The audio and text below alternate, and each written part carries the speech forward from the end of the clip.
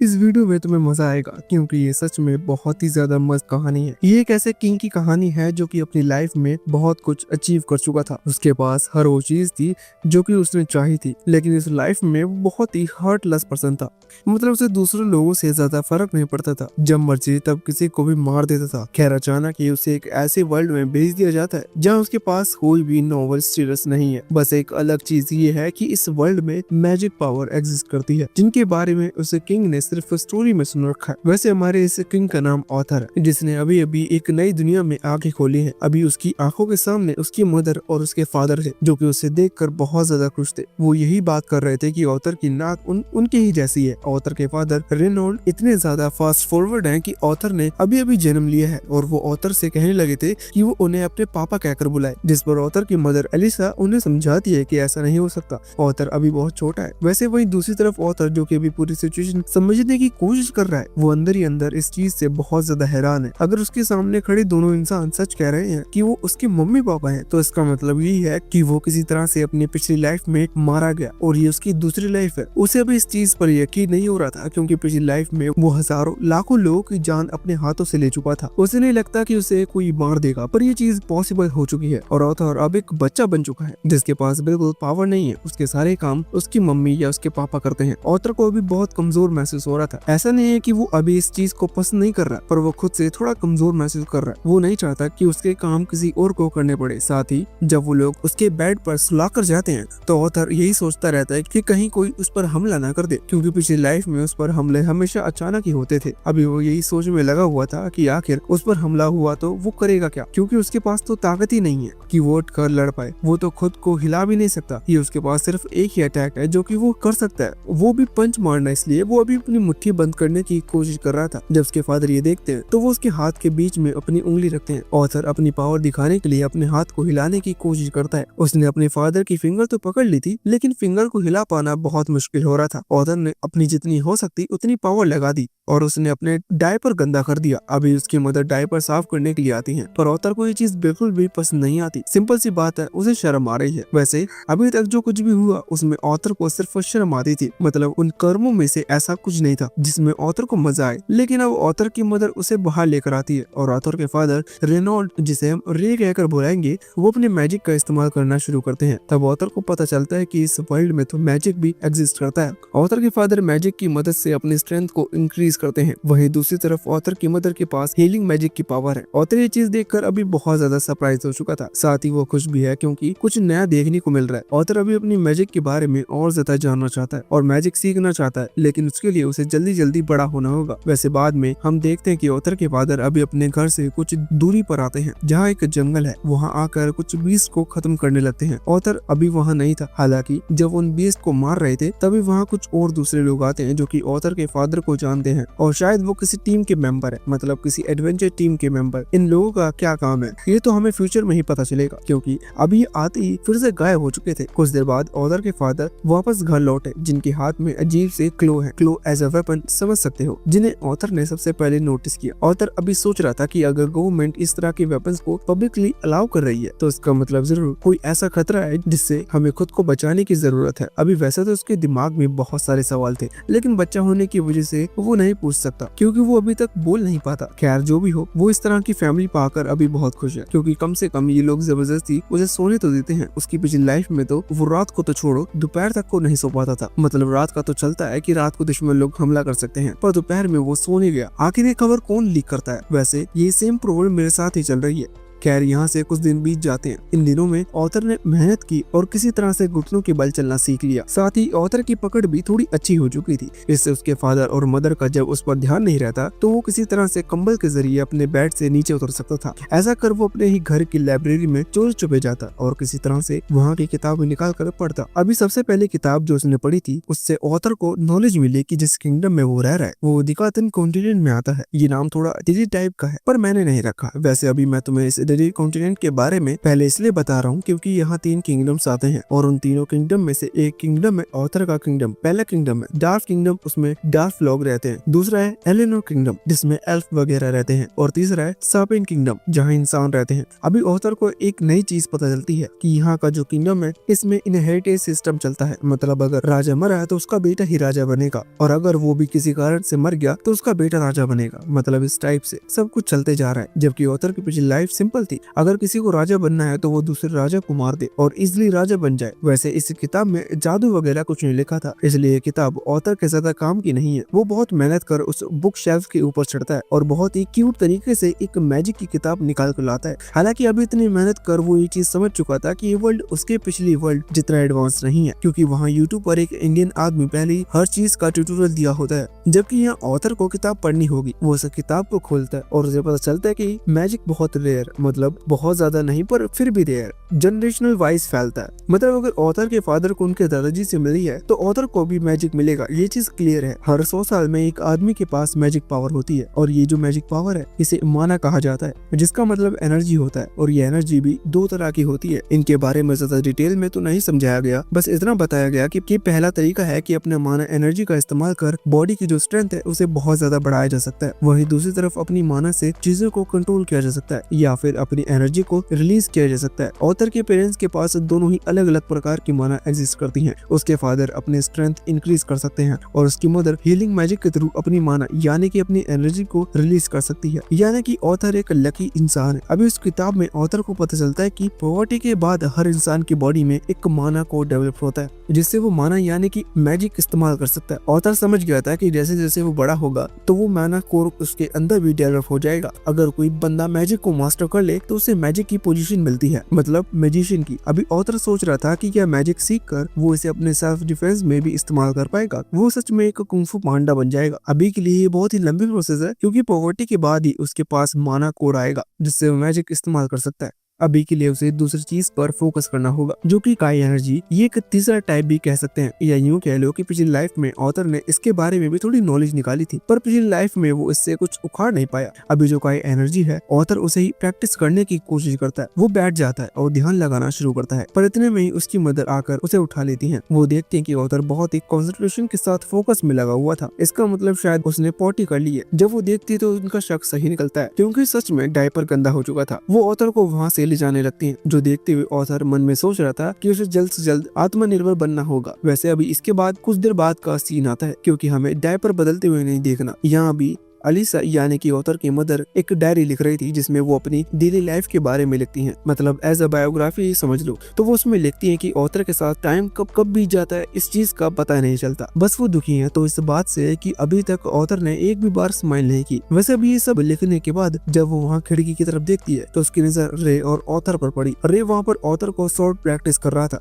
एक छोटी सी लकड़ी की मदद से। जब अलीसा वहाँ आती है तो रे उसे बताने लगता है कि ऑथर ने कितनी ज्यादा प्रोग्रेस कर ली है, वो भी इतने कम समय में। पर अलीसा को गुस्सा आता है क्योंकि वो एक वुमेन, वो कहने लगती है कि उनके बेटे को ये चीज इतनी कम उम्र में सिखाने की जरूरत नहीं। हालांकि अब जब अलीसा रे पर चिल्ला रही थी तो ऑथर तलवार चलाने के साथ साथ इस चीज पर भी बहुत ज्यादा ध्यान दे रहा था क्योंकि वो जानना चाहता है कि आखिर यहाँ चल क्या रहा है। इस सब सिचुएशन को देखकर वो ये जरूर समझ चुका था कि शादी बहुत ही डरावनी चीज होती है। साथ ही ऑथर ने ये ख्याली पुलाव पका लिए हैं कि शायद इस धरती पर महिलाएं ही राज करती हैं। हालांकि वो एक हद तक गलत भी नहीं है। खैर अभी अगले सीन में हम देखते हैं कि अलीसा अभी ऑथर को मार्केट लेकर आई हुई थी जहाँ जितनी भी वेपन या फिर खतरनाक चीजें उन्हें देखकर ऑथर उनकी तरफ अट्रैक्ट हो रहा था। ऐसा लग रहा था जैसे कि ऑथर को वो खिलौने लग रहे हैं और उसे वो किसी भी कीमत पर चाहिए। पर अलीसा अपने बेटे को इस तरह की खतरनाक चीजें नहीं दिलाती, वो बस मार्केट दिखाती है। ऑथर वहाँ की चीजों को देखकर बहुत ज्यादा खुश है क्योंकि यहाँ कई सारी नई नई चीजें उसे देखने को मिली। साथ ही वो यहाँ कुछ नए लोगों से भी मिलता है जो कि मैजिक इस्तेमाल करना जानते हैं। वो ऑथर को बच्चा समझकर उसे मैजिक दिखा रहे थे इम्प्रेस करने के लिए, और सच में ऑथर इम्प्रेस भी हो रहा था कि उसने अभी तक मैजिक कभी नहीं देखा था। इस तरह की नए नए मैजिक देखकर वो सीख रहा था क्योंकि उसे लगता है कि एक समय पर वो भी इस तरह के मैजिक स्पेल को यूज कर पाएगा। वैसे अभी पूरे दिन मार्केट में घूमने की वजह से ऑथर थक चुका था, इसी वजह से वो रास्ते में ही सो जाता है। सोने से पहले उसके दिमाग में यही चल रहा था कि उसकी ये लाइफ और उसकी ये फैमिली कितनी ज्यादा अच्छी है।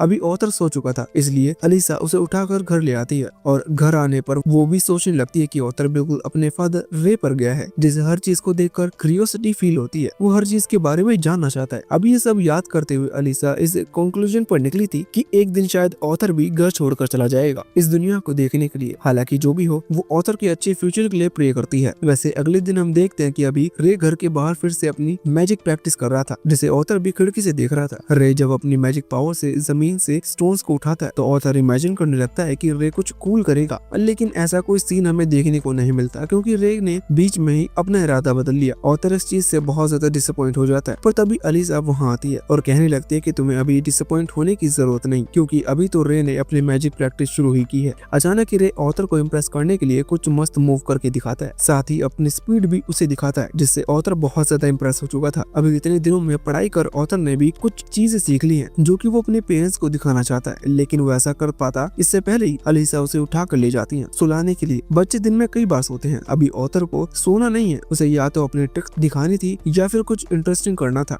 वहाँ बेड की तरफ जाते वक्त ऑथर की नजर बुक शेल्फ पर पड़ी, जिसमें ऊपर की तरफ एक किताब रखी हुई थी। अभी तक ऑथर उतनी ऊंचाई तक नहीं चढ़ पाता, इसी वजह से वो इस किताब तक पहले नहीं पहुंच पाया। उसे किसी भी कीमत पर ये किताब पढ़नी थी, जिस वजह से वो अपनी मदर से उस किताब को निकालने की डिमांड करता है, लेकिन अलीसा ऐसा नहीं कर रही थी। कुछ देर तक क्यूट फेस बनाने के बाद ऑथर को फाइनली वो किताब मिल जाती है। ऑथर उसे खोलकर बैठ जाता है पढ़ने के लिए। अलीसा समझ जाती है कि ये शायद उसमें फोटो वगैरह देख रहा है, इस वजह से वो उसे डिस्टर्ब नहीं करती और चुपचाप वहाँ से चली जाती है। ऑथर तुरंत ही बैठकर उस किताब में लगे स्पेल को अपने ही अंदर पढ़ने लगा था। ना जाने कैसे, पर उसने वो पूरी किताब समझ ली थी। वैसे अभी वहाँ दूसरी तरफ अलीसा रे के लिए पानी लेकर आई थी, क्योंकि शायद वो बहुत देर से प्रैक्टिस कर रहा है, इस वजह से थक चुका होगा। और यहाँ ये दोनों ही सोच रहे थे कि ऑथर भी बहुत देर से उस किताब में फोटो वगैरह देख रहा था, तो शायद अब तक वो सो चुका होगा। पर ये इनकी बहुत बड़ी गलती थी, क्योंकि यहाँ रे ने वो ग्लास लिया और पानी पीना शुरू किया। इतने में ही उनका घर ब्लास्ट हो पड़ा। यहाँ जो आग निकली थी उससे बचने के लिए रे तुरंत ही अलीसा की तरफ कूद गया। इससे रे की पीठ जल गई थी, पर उसने अलीसा को बचा लिया। वैसे ये दोनों भूल गए थे कि अंदर भी कोई था। जब उन्हें याद आया तो वो तुरंत ही घर की तरफ भागे। अंदर आकर देखा तो ऑथर हवा में उड़ रहा था। ऑथर की बॉडी से एक मिस्टीरियस सी एनर्जी निकल रही थी। वो दोनों ही बहुत हैरान थे। अभी ऑथर हवा में से धीरे धीरे नीचे आता है और खड़ा हो जाता है। ये चीज सच में शॉक कर देने वाली थी, लेकिन अभी जब वो शॉक हो रहे थे तभी अचानक से घर की वो लकड़ी की दीवारें, जो कि अब सिर्फ पट्टियां बची हैं, वो गिरने लगती हैं। अभी वो ऑथर के ऊपर गिरने वाले थे। ऑथर अभी इतना छोटा है कि वो ज्यादा तेजी से अपनी जगह से नहीं हिल सकता। इसका मतलब वो अपनी तीसरी लाइफ देखने वाला था। पर तभी उसके दोनों ही पेरेंट्स ने छलांग लगाई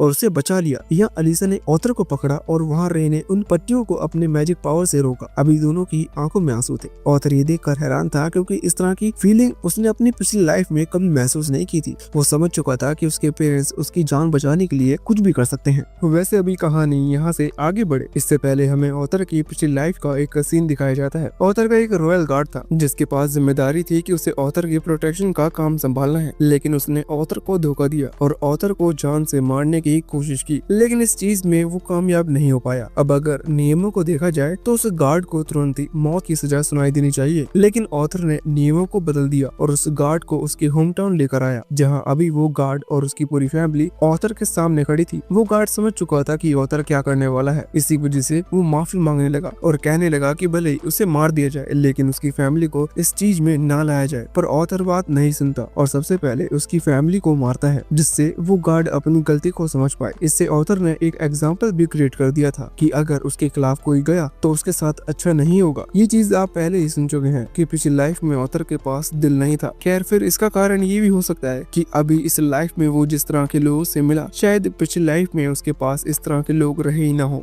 खैर, कहानी आगे बढ़ती है और हम देखते हैं कि अब ऑथर करीबन 4 साल का हो चुका है। भले ही जब वो कुछ महीने का था तब उसके फादर रे उसे जब तलवार चलाना सिखाते थे तो उसकी मदर उसे डांटती थी, लेकिन अब लगभग 4 साल की उम्र में हो जाने की वजह से रे ने उसे ट्रेनिंग देना शुरू कर दी है। ऑथर तलवार चलाने में ठीक ठाक माहिर हो चुका है, फिर भी अभी तक वो अपने फादर रे को नहीं हरा पाया, जो कि जाहिर सी बात है। आज फिर से ट्रेनिंग का दिन था। रे अपने बेटे के लिए कुछ नए टूल्स लेकर आया है, जो कि असल में आयरन क्लो है। ऑथर उन्हें पहनने से मना कर देता है। उसका रीजन वो ये बताता है कि ये भी भारी है और साथ ही इससे उसके अटैक करने की स्पीड कम होती है। इस चीज पर कोई सवाल जवाब नहीं करता, बस स्माइल करता है और अपनी तलवार उठा लेता है। अभी वैसे तो आज से पहले कभी ऑथर रे को नहीं हरा पाया, लेकिन आज पहली बार ऑथर अपनी स्वॉर्ड में अपनी मैजिक को फ्लो करता है और फिर हमला करना शुरू करता है। ऑथर की स्पीड को देखकर रे पहले ही हैरान था। अचानक से जब वो दोनों की तलवारें टकराई तो रे की तलवार टूट गई, क्योंकि ऑथर अपनी तलवार में मैजिक फ्लो कर चुका था। यहाँ रे की तलवार टूट जाने की वजह से अभी इस प्रैक्टिस मैच का विनर ऑथर घोषित हुआ। रे इस चीज में बहुत हैरान था और साथ ही वो खुश भी है, है क्योंकि ऑथर बहुत ज्यादा प्रोग्रेस कर रहा है। वैसे इस प्रैक्टिस मैच के बाद जब वो लोग वापस अपने घर के अंदर आए तो यहाँ रे अलीसा से कहता है कि हमें ऑथर के लिए एक इंस्ट्रक्टर ढूंढना होगा जो कि ऑथर की ट्रेनिंग शुरू कर सके। रे जानता है कि वो खुद भी एक अच्छा इंस्ट्रक्टर बन सकता है, लेकिन उसे लगता है कि अगर वो अपने हिसाब से ऑथर को ट्रेन करेगा तो ऑथर कहीं ना कहीं उसके पावर लेवल जितना ही पहुंचेगा, जबकि वो अपनी बेटे को खुद से भी ज्यादा ताकतवर बनाना चाहता है। ये सुनकर अलीसा थोड़ी उदास हो जाती है और ऑथर को गले लगाकर कहती है कि नहीं, ऑथर की अभी उम्र इतनी नहीं है कि वो अपना घर छोड़कर जाए। असल में एक इंस्ट्रक्टर का होना मतलब ये है कि ऑथर को अपने घर को छोड़कर सिटी जाना होगा जहाँ ऑथर की ट्रेनिंग चलेगी। ऑथर की उम्र अभी लगभग 4 साल की है, इसलिए उसकी मदर को नहीं लगता कि ये सही डिसीजन होगा, पर रे को ऐसा नहीं लगता। उसको लगता है कि उसका बेटा काबिल है और वैसे भी वो इतनी कम उम्र में किसी भी चीज में मैजिक सर्कुलेट करना समझ चुका है, इसलिए अगर वो लोग अभी उसकी प्रोग्रेस पर ध्यान नहीं देंगे तो ये उसके टैलेंट को वेस्ट करने जैसा होगा। इस चीज की वजह से उन दोनों में लड़ाई शुरू हो चुकी थी। हालांकि घर का इकलौता मर्द होने की वजह से ऑथर के पास थोड़ा ज्यादा दिमाग है, इसलिए वो एक विन विन सिचुएशन देता है। वो कहता है कि मुझे एक इंस्ट्रक्टर की जरूरत है जिसमें मैं स्ट्रॉन्ग बनूंगा और आप लोग नहीं चाहते कि मैं आपसे अलग जाऊं, इसलिए आप भी मेरे साथ सिटी चल सकते हो। अभी ऑथर ने जैसे ही ये बात कही तो दोनों ही बहुत ज्यादा खुश हो गए। वो सेलिब्रेट करने लगे क्योंकि ये तो परफेक्ट आइडिया है। उन्होंने तुरंत ही पैकिंग शुरू कर दी थी क्योंकि वो कल ही निकल रहे हैं। साथ ही रे ने अपने पुराने टीम को भी मैसेज भेज दिया जो कि उन्हें गाड़ी में बैठकर सिटी लेकर जाएगी। रास्ता थोड़ा लंबा है क्योंकि इनका जो घर है ये सिटी से बहुत ज्यादा दूर पड़ता है। बीच में एक बहुत बड़ा जंगल है जो कि खतरनाक है, इसी वजह से उन्हें एक एडवेंचर टीम की जरूरत पड़ेगी। वैसे इस टीम का नाम टू हॉर्न टीम है। अभी जब वो लोग ऑथर के घर पहुंचते हैं तो ऑथर सबसे पहले आगे बढ़कर खुद को इंट्रोड्यूस करता है, जिसके बाद उस टीम का कैप्टन जिसका नाम एडम है और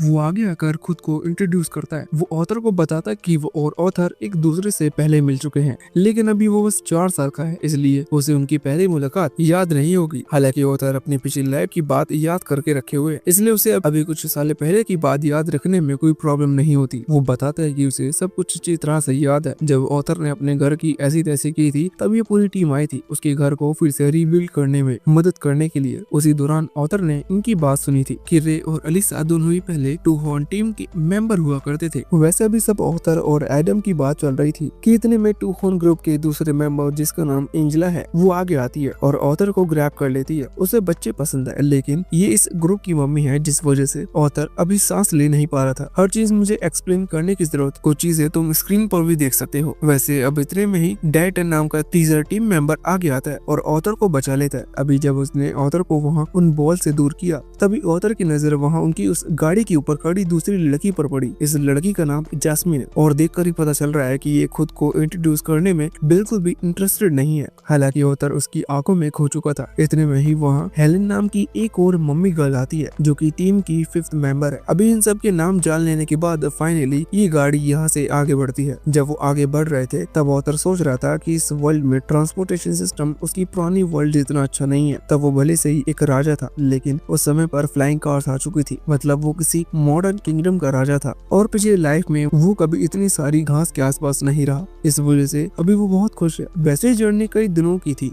इसी वजह से ये लोग बीच में रेस्ट करने के लिए जरूर रुकते हैं। आज भी ये आग जलाकर एक जगह रुकते हैं और खाने की तैयारी करने लगते हैं। लेकिन इतने में ही वहाँ वुल्फ का एक ग्रुप आता है। जैस्मिन तुरंत ही आगे आती है और कहती है कि इससे वो लड़ेगी। हालांकि जब वो फाइट कर रही थी तभी रे, एडम और बाकी सारे मेंबर्स भी आगे आकर उन वुल्फ से लड़ने लग जाते हैं और बहुत ही जल्दी उन्हें हरा देते हैं। ऑथर अभी ये सब होते हुए देख रहा था। वो सोच रहा था कि उसे भी फाइट करनी है, इसलिए अगली फाइट में अगर हो पाया तो वो भी हिस्सा लेगा। वैसे भी के लिए इस फाइट के खत्म होते होते लगभग रात हो चुकी थी। इसके बाद इन लोगों ने यही खाना बनाकर रात रोकने का फैसला किया। खाना खाते वक्त वहाँ ऑथर की नजर पड़ती है कि उसके फादर के हाथ पर हल्की सी चोट लगी है। उसकी मदर उस चोट को हील करने लग जाती है और पूरी टीम आसपास देखने लग जाती है। ऑथर समझ चुका था कि इसका रीजन ये है कि इस वर्ल्ड में जो हीलिंग मैजिक है वो बहुत ही ज्यादा रेयर माना जाता है और यही कारण है जिसकी वजह से टीम छोड़ने के बाद रे और अलीसा दोनों इस तरह की जंगली इलाके में रहने के लिए आए हैं। वैसे अब खाना पीना करने के बाद अचानक ही एडम यहाँ ऑथर के पास आता है और उसे एक फ्रेंडली बैटल के लिए चैलेंज करता है, ये कहते हुए कि रे ने ऑथर की बहुत तारीफ की थी।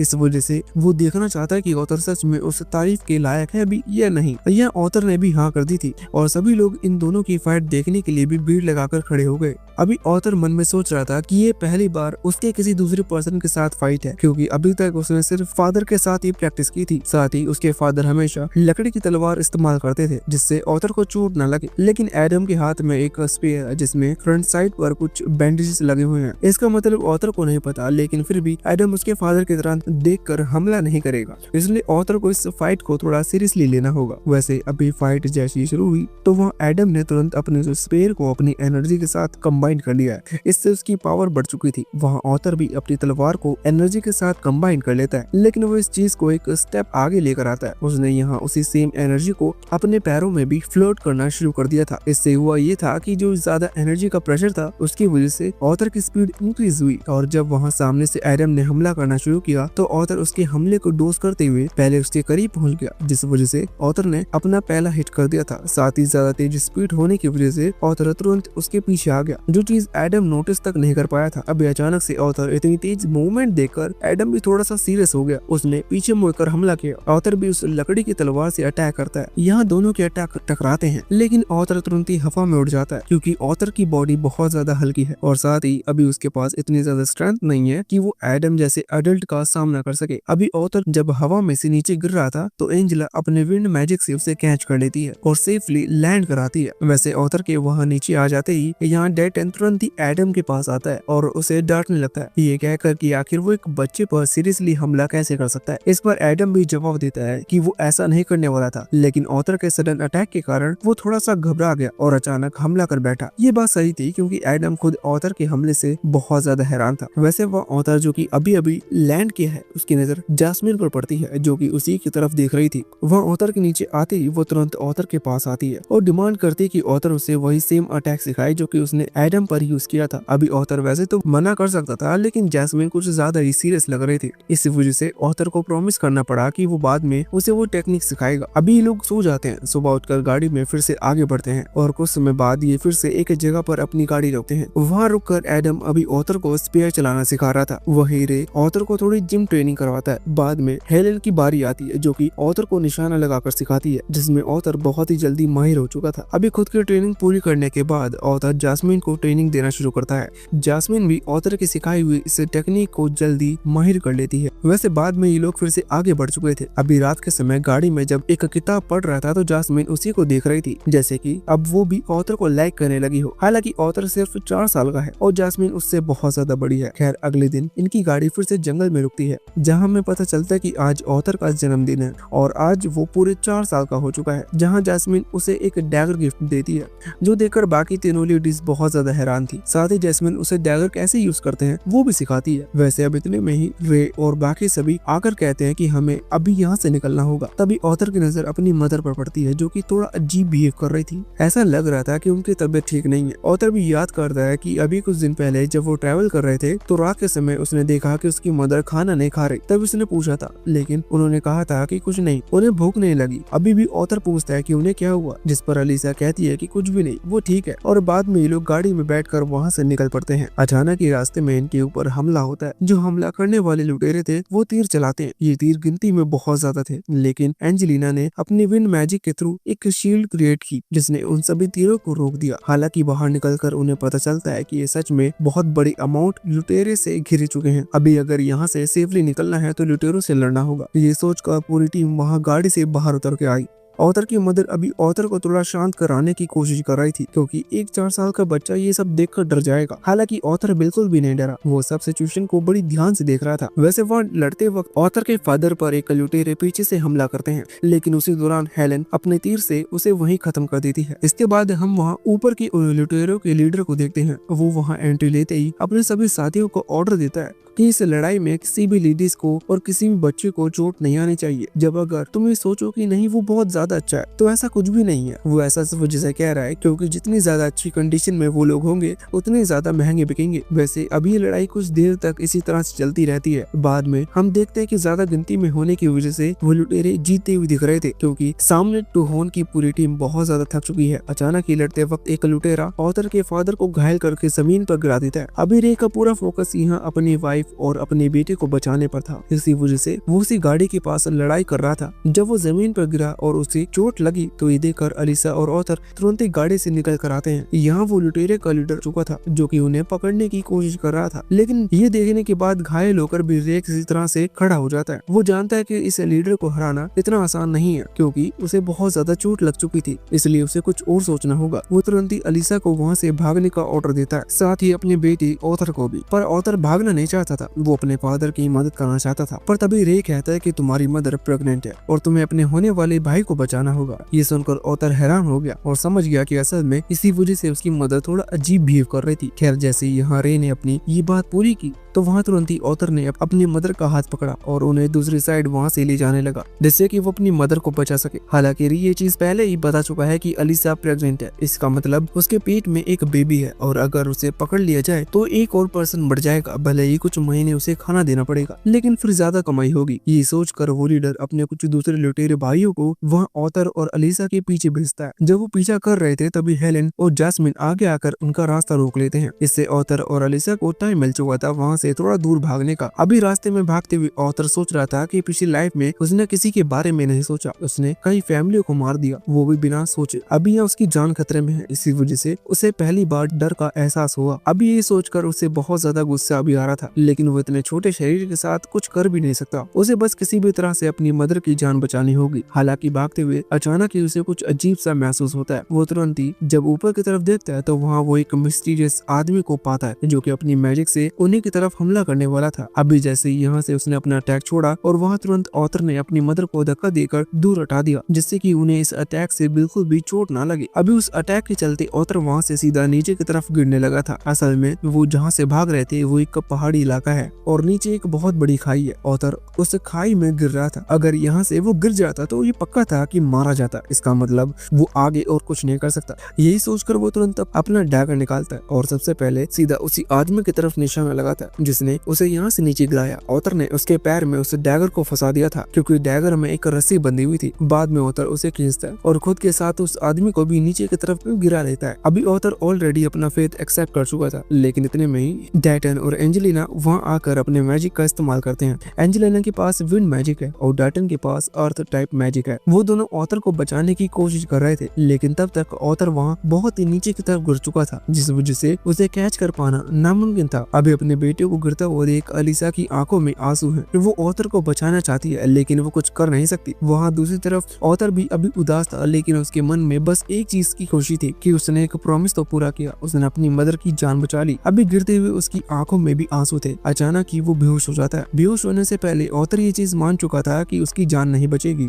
क्योंकि वो खाई में गिर रहा है। पर अगले ही पल जब उसकी आंखें खुली तो वो अपने सामने एक बहुत ही भयानक मॉन्स्टर को देखता है। पर शॉकिंगली ऑथर अभी पूरी तरह से ठीक था, बस उसकी बॉडी पर थोड़ी सी चोट आई थी जो कि वक्त के साथ ठीक हो सकती है। वैसे अभी अपने सामने अचानक से एक भयानक से मॉन्स्टर को देखकर ऑथर घबरा गया था। ऑथर को लग रहा था कि एक मॉन्स्टर उसे खाने के लिए यहाँ पर लाया है। इसी वजह से वो तुरंत उठकर हमला करने की कोशिश करता है, लेकिन उस मॉन्स्टर ने ऑथर को धक्का देकर पीछे हटा दिया था। बाद में जब वो मॉन्स्टर ऑथर की लैंग्वेज में बात करना शुरू करता है तब हमें पता चलता है कि वो एक फीमेल मॉन्स्टर है। वो ऑथर से कहती है कि ऑथर को घबराने की जरूरत नहीं, वो ऑथर को कुछ नहीं करेगी। साथ ही उसने जो फल ऑथर के लिए उगाया है वो ऑथर को ला कर देती है। तो ये फल बहुत ही अजीब तरीके का था क्योंकि ऑथर ने अभी तक रियल लाइफ में इस तरह के फल नहीं देखे, न ही पिछली लाइफ में इन्हें उस लेडी मॉन्स्टर ने खुद उगाया है, जिससे कि ऑथर जल्दी जल्दी अपनी एनर्जी को रिकवर कर पाए। ऑथर ये बात सुनकर अभी बहुत ज्यादा हैरान है। उसे समझ में नहीं आ रहा कि इतना भयानक दिखने वाला मॉन्स्टर उसे इतनी अच्छी तरह से ट्रीट क्यों कर रहा है। ऑथर को इसमें कोई चाल लगती है क्योंकि ऑथर आज तक सिर्फ इसी तरह के लोगों से मिला है, इसी वजह से वो रोने लगा था। अभी इसकी जो चोट थी वो भी बहुत ज्यादा तेज दर्द कर रही थी, उनकी वजह से वो अपनी जगह से नहीं हिल पा रहा था। अचानक ही वो लेडी मॉन्स्टर ऑथर को चुप कराते हुए प्रॉमिस करती है कि ऑथर के दिमाग में जो भी सवाल चल रहे हैं वो उन सभी का जवाब देगी अगर ऑथर इन फ्रूट्स को खा लेगा तो। अभी ऑथर बात मानकर तुरंत ही वो सारे फल खा लेता है जो कि ऑथर को सच में बहुत अच्छे लगते हैं। बाद में वो अपनी फैमिली के बारे में सोचता है कि वो सभी ठीक होंगे या नहीं, जिस पर वो लेडी मॉन्स्टर बताते हैं कि वैसे तो वो उस गुफा से बाहर निकल सकती है, लेकिन अपनी स्पेशल अवेयरनेस की मदद से वो ये चीज ऑलरेडी नोटिस कर चुकी है कि ऑथर की जो फैमिली थी उन्होंने उन लेटरों को हरा दिया और सेफली इस जगह से कुछ दिन पहले निकल गए। अभी ऑथर अपने फादर मदर और साथ ही फ्यूचर में आने वाले भाई या फिर बहन के बारे में सुनकर बहुत खुश हो जाता है। साथ ही वो यहाँ उस लेडी मॉन्स्टर को शुक्रिया कहता है क्योंकि ऑथर की जान तो उस लेडी मॉन्स्टर ने ही बचाई थी। अभी ना ही ऑथर को पता है और ना ही हमें कि आखिर इस लेडी मॉन्स्टर को कहीं क्या और आखिर ये है कौन, इसलिए वो लेडी मॉन्स्टर खुद ही अपना नाम सिविलिया बताती है। हालांकि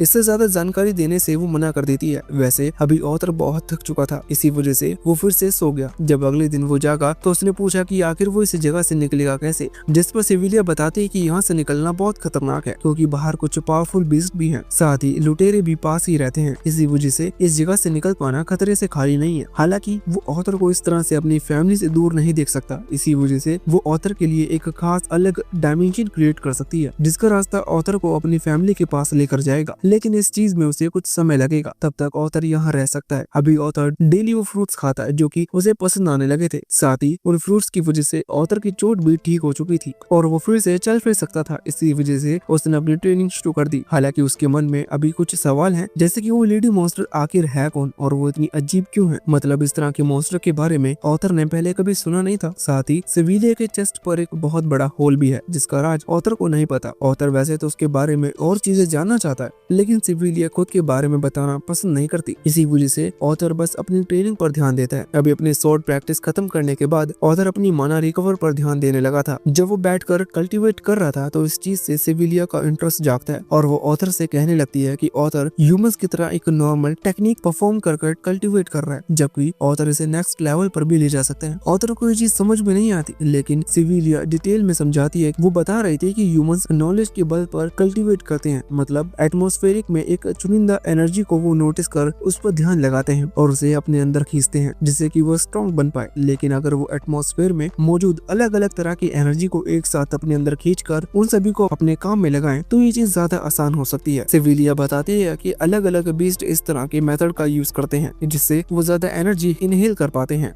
ये बिल्कुल ब्रीदिंग की तरह है, मतलब नॉर्मल जिससे सांस लेते हैं वैसे ही वो बीस्ट एनर्जी को अपने अंदर खींच लेते हैं। अगर ऑथर इस तरह के कल्टीवेट करना सीख जाता है तो वो अपनी पावर को जल्दी जल्दी इंक्रीज कर सकता है। सिविलिया पूछती है कि क्या तुम ये चीज सीखना चाहोगे। इस पर ऑथर तुरंत ही हाँ में सर हिलाता है। हालांकि उसे कमाल की चीज खाने से पहले सिविलिया उससे पूछती है कितनी पावर का आखिर वो करेगा क्या। ऑथर का जवाब बिल्कुल क्रिस्टल क्लियर था। ऑथर कहता है कि जो भी मेरी फैमिली या जिन्हें मैं पसंद करता हूँ उनकी तरफ आंख उठाकर देखेगा वो उन सभी को खत्म कर देगा। ये बात सुनते ही सिविलिया कहती है कि फिर वो उसे टेक्निक नहीं सिखाएगी। साथ ही ऐसा कहते हुए ऑथर को मम्मी जी की चपेट खाने को मिल चुकी थी। सिविलिया को ये जवाब बिल्कुल भी पसंद नहीं आता, लेकिन ऑथर कहता है कि इसमें गलत क्या है। उसने अपने पुराने एक्सपीरियंस से सीखा है कि दुश्मनों को खत्म कर देना चाहिए जिससे कि वो फिर से तुम तक ना पहुंच पाए। अभी ना जाने कैसे पर सिविलिया ऑथर के अंदर की ब्लड लस्ट को महसूस कर पा रही थी। साथ ही सिविलिया को ऑथर के पास्ट के बारे में भी पता है। पास्ट मतलब ऑथर की पिछली लाइफ के बारे में, जब वो एक किंग हुआ करता था और उस टाइम में वो लाखों की जान ले चुका था। यहाँ सिविलिया ऑथर के सर पर हाथ फहराते हुए कहती है कि मुझे माफ करना, मैंने तुम्हारे सर पर अभी बहुत तेज मारा, लेकिन एक चीज तुम नोटिस कर सकते हो कि जिस हाथ से मैंने तुम्हारे हाथ मारा उसी हाथ से मैं तुम्हारे सर पर जब हाथ फहरा रही हूँ तो तुम्हें अच्छा लग रहा है, जबकि पिछली बार तुम्हें दर्द हुआ था। इस चीज से तुम ये बात हमेशा याद रख सकते हो कि जो हाथ तुम्हें चोट पहुंचा सकता है वो तुम्हारा ख्याल भी रख सकता है। हेटेड, वायलेंस या एंगर कभी किसी का नहीं हुआ। अगर तुम्हारा कोई दुश्मन है और तुम उससे बदला लेना चाहते हो तो तुम उसे तो बाद में चोट पहुंचाओगे, पर उससे बदला लेने की सोच रखते हुए सबसे पहले तुम खुद को जलाओगे। अभी वैसे तो 4 साल के बच्चे के लिए ये बात समझ पाना बहुत मुश्किल था, लेकिन सिविलिया जानती है कि ऑथर 4 साल का नहीं है। उसका दिमाग उसकी एज से कहीं ज्यादा मैच्योर है। इसी वजह से वो ऑथर को बताती है कि ऑथर चाहे तो नफरत अपने दिल में रख सकता है, लेकिन इससे वो कभी खुश नहीं रह पाएगा। आखिर में सिविलिया फिर से ऑथर से क्वेश्चन करती है कि इतना ज्यादा पावर पाने के बाद वो करेगा क्या। ये सुनकर ऑथर को अपनी फैमिली याद आती है और वो कहता है कि जिनसे वो प्यार करता है उन्हें प्रोटेक्ट करेगा। सिविलिया को ये जवाब पसंद आता है। इस वजह से ऑथर को वो एक नई टेक्निक सिखाने के लिए मान जाती है। वैसे इसी समय सीन चेंज होकर वहाँ उसी जंगल की उसी सेम पहाड़ी पर आता है जहाँ शायद वो फाइट हुई थी। यहाँ हम सिविलिया की तरह ही दिखने वाले एक दूसरे मेल मॉन्स्टर को देखते हैं जो कि अभी सिविलिया की तलाश में है। उस मॉन्स्टर से जब मैंने बात की तो मुझे पता चला कि सिविलिया अपने किंगडम को छोड़कर आई है,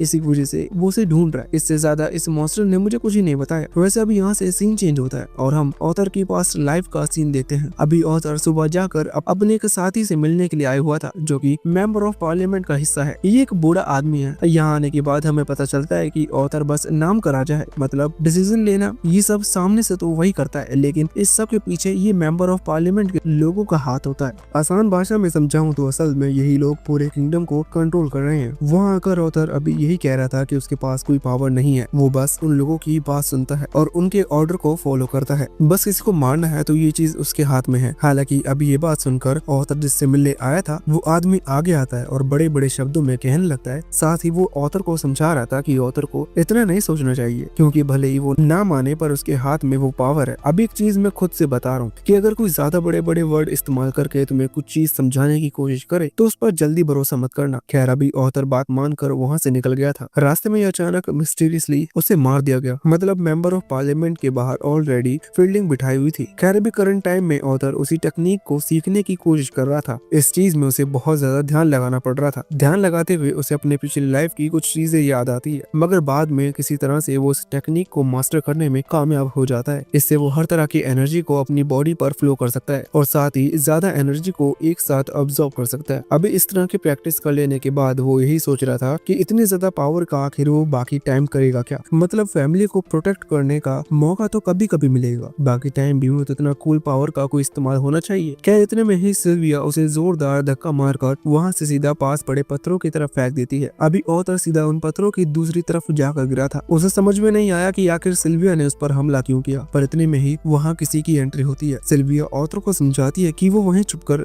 सब कुछ देखे बाहर बिल्कुल ना आए। अभी जो चीज वहाँ पर आया था ये वही सिल्विया जैसा दिखने वाला मॉन्स्टर है जिससे मेरी अभी कुछ समय पहले बात हुई थी। वो किसी तरह से सिल्विया को ढूंढते ढूंढते यहाँ तक आ गया। वो सिल्विया से कहता है कि आखिर वो यहाँ क्या कर रही है, उसे उसके साथ किंगडम वापस लौटना होगा, जिस पर सिल्विया तुरंत ही मना कर देती है और कहती है कि वो उसके साथ अब नहीं आएगी। अब सिल्विया उस मॉन्स्टर से लड़ने के लिए भी तैयार थी, साथ ही वो मॉन्स्टर भी लड़ने के लिए तैयार है, जिस वजह से सिल्विया फाइनली अपने असली फॉर्म में आई। यहाँ पूरी गुफा में आइस एनर्जी फैल चुकी थी और सिल्विया एक डार्क मॉन्स्टर से एक व्हाइट ब्यूटीफुल ड्रैगन में ट्रांसफॉर्म हो चुकी थी, जो कि सच में पावरफुल लग रही है पर पहले से अच्छी दिख रही है। अभी यहाँ उसे पूरी पावर इस्तेमाल करते हुए देख वो दूसरा मॉन्स्टर समझने लगता है कि अगर वो अपनी पूरी पावर यूज कर देगी तो इससे उसकी जान जा सकती है, पर सिल्विया कहती है कि वो ऑलरेडी अपनी लाइफ बहुत अच्छी तरह से जी चुकी है, इसलिए अगर आज उसकी जान चली भी जाती है तो उसे इस चीज से कोई फर्क नहीं पड़ता। वैसे अब उन दोनों ही मॉन्स्टर में फाइट शुरू होती है, जहाँ वैसे तो सिल्विया ताकतवर है पर शायद एज हो जाने की वजह से अभी वो मॉन्स्टर ज्यादा ताकतवर साबित हो रहा था। लेकिन इतने में ही सिल्विया अपना ट्रम्प कार्ड यूज करती है। वो खास एनर्जी इस्तेमाल करती है जिससे वहाँ टाइम फ्रीज हो चुका था। ऑथर और सिल्विया को छोड़कर हर चीज जम चुकी है, यहाँ तक कि वो मॉन्स्टर भी। अभी ऐसा करने के बाद सिल्विया ऑथर को तुरंत वहाँ से बाहर निकालती है। ऑथर अभी सिल्विया का ये नया रूप देखकर बहुत ज्यादा हैरान था। खैर सिल्विया वहाँ आसमान में एक पोर्टल ओपन करती है जो कि असल में उसी नई डायमेंशन का, जिस डायमेंशन में सिल्विया ने ऑथर को वापस उसकी फैमिली के पास भेजने का प्रॉमिस किया था। यहाँ सिल्विया ऑथर के जाने से पहले उसे फिर से वही सवाल करती है कि आखिर इस पावर का वो करेगा क्या, जिस पर ऑथर जवाब देता है कि वो उनको प्रोटेक्ट करेगा जिनसे वो प्यार करता है। सिल्विया इस जवाब से खुश होती है और ऑथर को समझाती है कि वो ऐसा उसे सिर्फ इस वजह से कह रही है क्योंकि वो नहीं चाहती कि ऑथर अपनी इस लाइफ को भी हेटेड में रहकर गुजार दे। साथ ही अभी जाने से पहले सिल्विया ने ऑथर को एक ड्रैगन एग दिया और एक पंख दिया। उसने ऑथर से कहा कि वो इस ड्रैगन एग को इस पंख से लपेट ले। ये दोनों ही उसकी तरफ से आखिरी गिफ्ट थे क्योंकि वो जानती है कि वो नहीं बचेगी। वैसे अभी वो ड्रैगन एग और वो पंख देने के बाद सिल्विया अपना चेहरा आगे आकर ऑथर को टच करती है, जिसके बाद अचानक ऑथर के दोनों हाथों पर कुछ निशान पड़ना शुरू हो चुके थे जो चीज टैटू की तरह थे। ऐसा लग रहा था कुछ और पावर्स जो कि ऑथर को दी है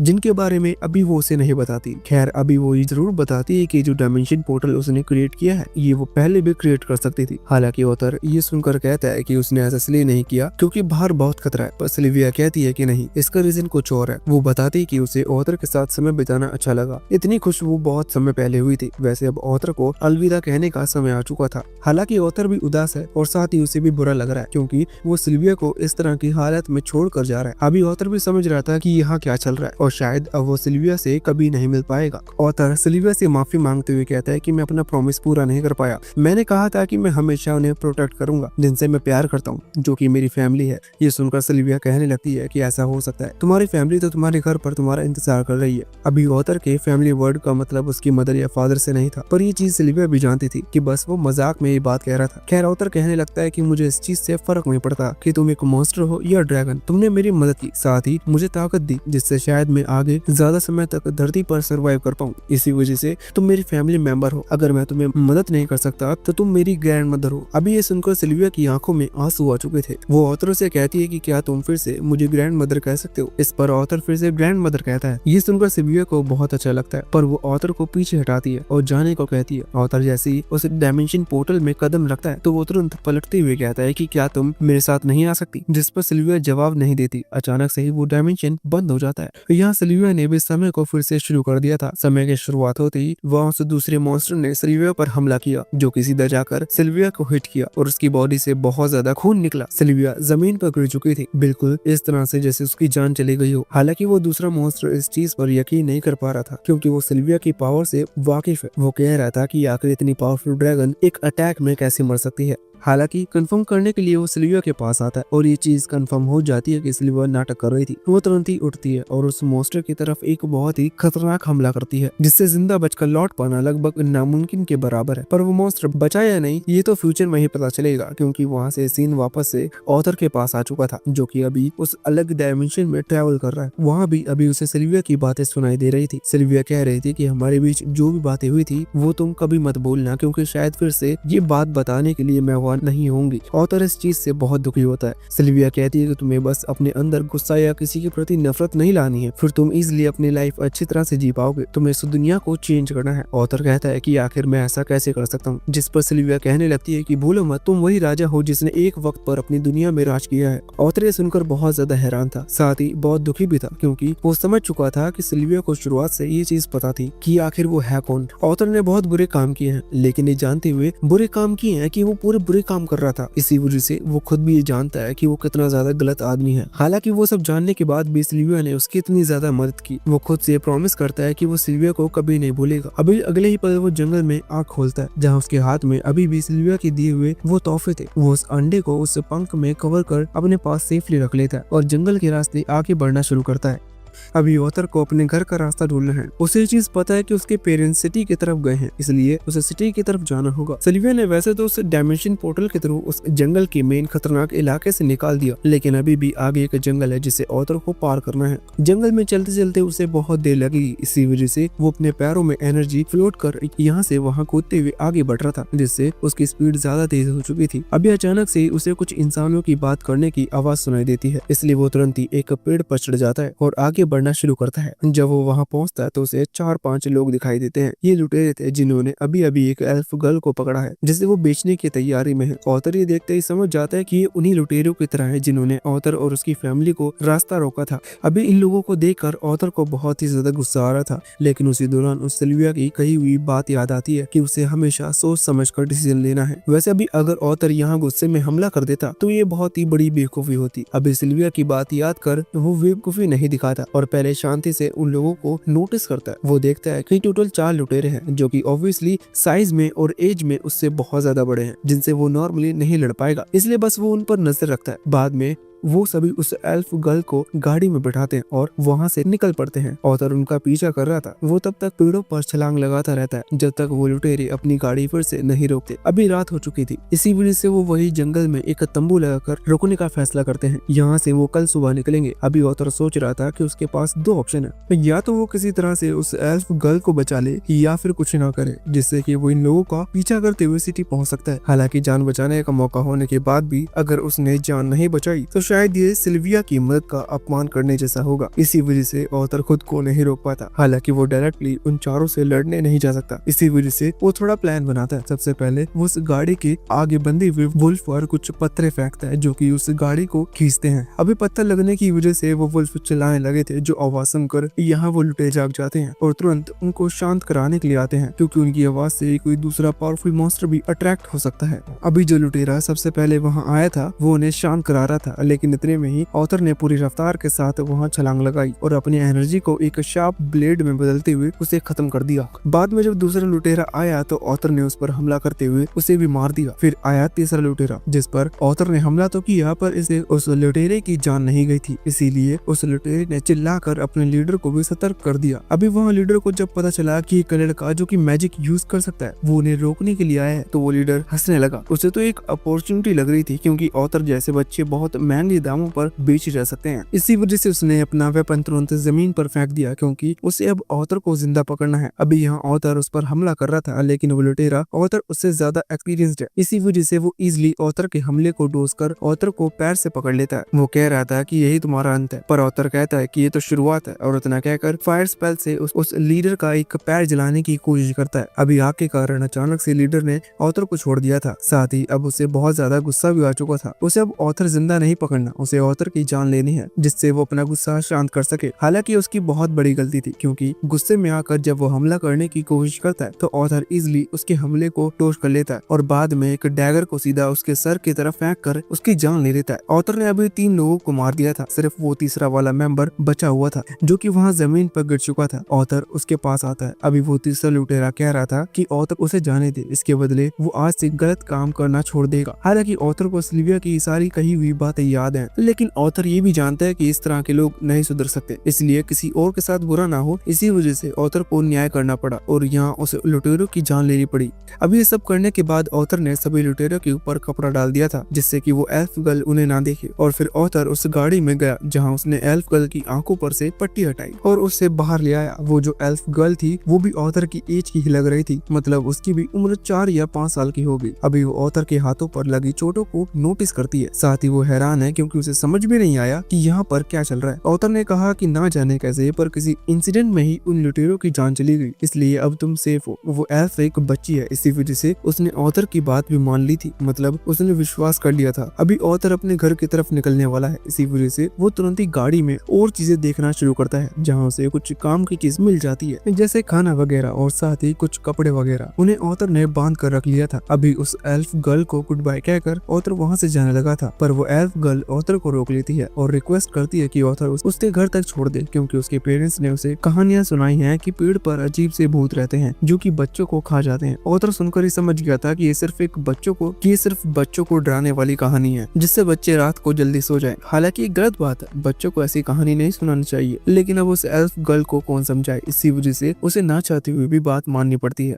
एल्फ गर्ल के पास इतनी नॉलेज है कि उसे पता है कि उसका घर कहाँ है। वो साउथ की तरफ इशारा करती है। ऑथर हैरान हो जाता है क्योंकि वो जो लुटेरे थे वो बिल्कुल अपोजिट साइड जा रहे थे, मतलब सिटी नॉर्थ साइड है और उस लड़की का घर साउथ है। अगर ऑथर को उसे घर तक छोड़ने गया तो वो अपने घर से और ज्यादा दूर हो जाएगा, पर अब वो कुछ कर नहीं सकता, उसे उस लड़की को अपने साथ लेके जाना ही होगा। खैर इनके पास एक एडवांटेज, मतलब वो वुल्फ थे जो कि इन्हीं गाड़ी में बैठकर इजिली साउथ की तरफ जल्दी ले जा सकते हैं और उन्हीं पर वापस ऑथर वापस लौट कर आ सकता है। पर वो एल्फ गर्ल उन्हें रिलीज कर देती है क्योंकि इसका रीजन ये है कि अगर वो इस जंगल से दूसरी साइड जाएंगे तो वो ज्यादा समय तक सर्वाइव नहीं कर पाएंगे, उसे उनकी लाइफ की चिंता है, इसी वजह से वो उन्हें जाने देती है। ऑथर पूछता है कि आखिर उन लुटेरों ने तुम्हें पकड़ा कैसे, जिस पर वो बच्ची बताती है कि वो बटरफ्लाई का पीछा कर रही थी, जिस चीज के चलते वो जंगल में थोड़ा अंदर की तरफ आ गई और वहाँ उन लुटेरों ने उसे पकड़ लिया। ऑथर को ये स्टोरी बिल्कुल भी शॉकिंग नहीं लगती क्योंकि इस पर वो विश्वास कर सकता है। हालांकि हमें यहाँ ऑथर के पास का एक सीन दिखाया जाता है जब पिछली लाइफ में ऑथर करीबन इसी साइज का था, तब वो एक कैदी हुआ करता था। अब ना जाने एक कैदी से वो एक राजा कैसे बना, पर उसने जो चीज सही थी वो नहीं चाहता कि ये बच्ची भी सही, इसी वजह से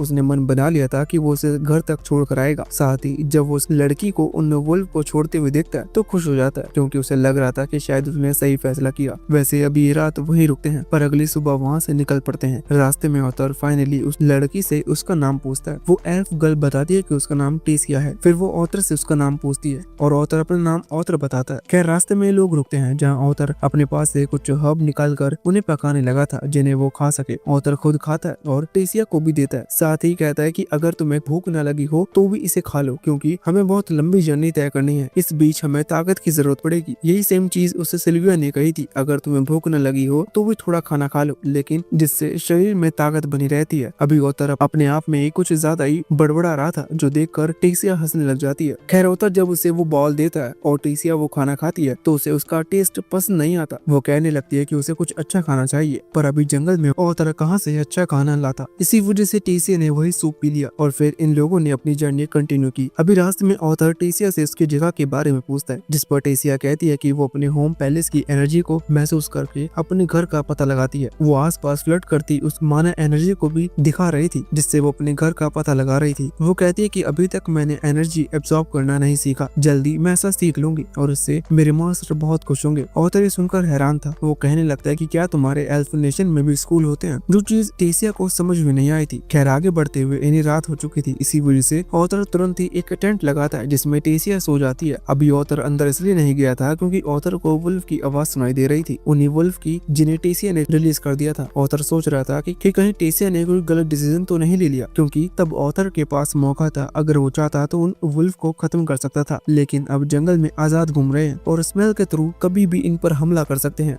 वैसे वहाँ टेंट लग जाने के बाद टेसिया को तुरंत ही भी टेंट के अंदर घुस गई थी। वैसे जब वो देखती कि ऑथर अंदर नहीं आया तो वो बाहर आती है और ऑथर से कहती है कि वो अंदर क्यों नहीं आ रहा। ऑथर कहता है कि उसे यहाँ बाहर रहकर नजर रखनी है। टेसिया कहने लगती है कि उसके ग्रैंडफादर ने एक बार उससे कहा था कि वो भी कभी किसी अपोजिट जेंडर के साथ एक टेंट में ना रहे, लेकिन फिर भी आज के लिए वो ये बात भूलने को तैयार है। वो अपने दादाजी से झूठ कह देगी या फिर ये बात उन्हें बताएगी ही नहीं। खैर ऑथर कहता है कि कोई बात नहीं, ऑथर यहाँ इसलिए रुक रहा है जिससे कि कोई दूसरा मॉन्स्टर आकर उन पर हमला ना कर दे। जो सुनकर टेसिया कहने लगती है कि अगर तुम यहाँ रुके और किसी मॉन्स्टर ने तुम्हें देखा तो वो तुम पर हमला करने के साथ साथ मुझे भी अपना टारगेट बनाएगा, इसलिए इसमें कोई समझदारी नहीं है। जो सुनकर ऑथर बात मान जाता है और टेंट के अंदर आ जाता है। अभी ऑथर के अंदर आते ही टेसिया ने एक के बाद एक नए नए टॉपिक बात करना शुरू कर दी थी। वो ऑथर को बता रही थी कि उसने अपने टाउन में सुना था कि ह्यूमंस बहुत ठरकी होते हैं, एक ह्यूमन की कई सारी वाइफ्स होती हैं। खैर इसी तरह की बातें करते हुए वो सो गई और कुछ देर में ऑथर की भी नींद लग गई। अगले दिन वो लोग उठे और उन्होंने अपनी जर्नी कंटिन्यू की। अभी पहाड़ों पर चढ़ते हुए कई नदियां पार करते हुए वो लोग आगे बढ़ रहे थे। अचानक ही ऑथर के चेस्ट में बहुत ज्यादा तेज दर्द होना शुरू हो जाता है। जहाँ उसे दर्द हो रहा था ये वो जगह है जहाँ माना कोर होता है, मतलब वो एक पर्टिकुलर जगह जहाँ बॉडी की एनर्जी सबसे ज्यादा स्टोर होती है। अभी टेसिया को लग रहा था कि शायद ऑथर थक चुका है, इसी वजह से वो कुछ मेडिसिन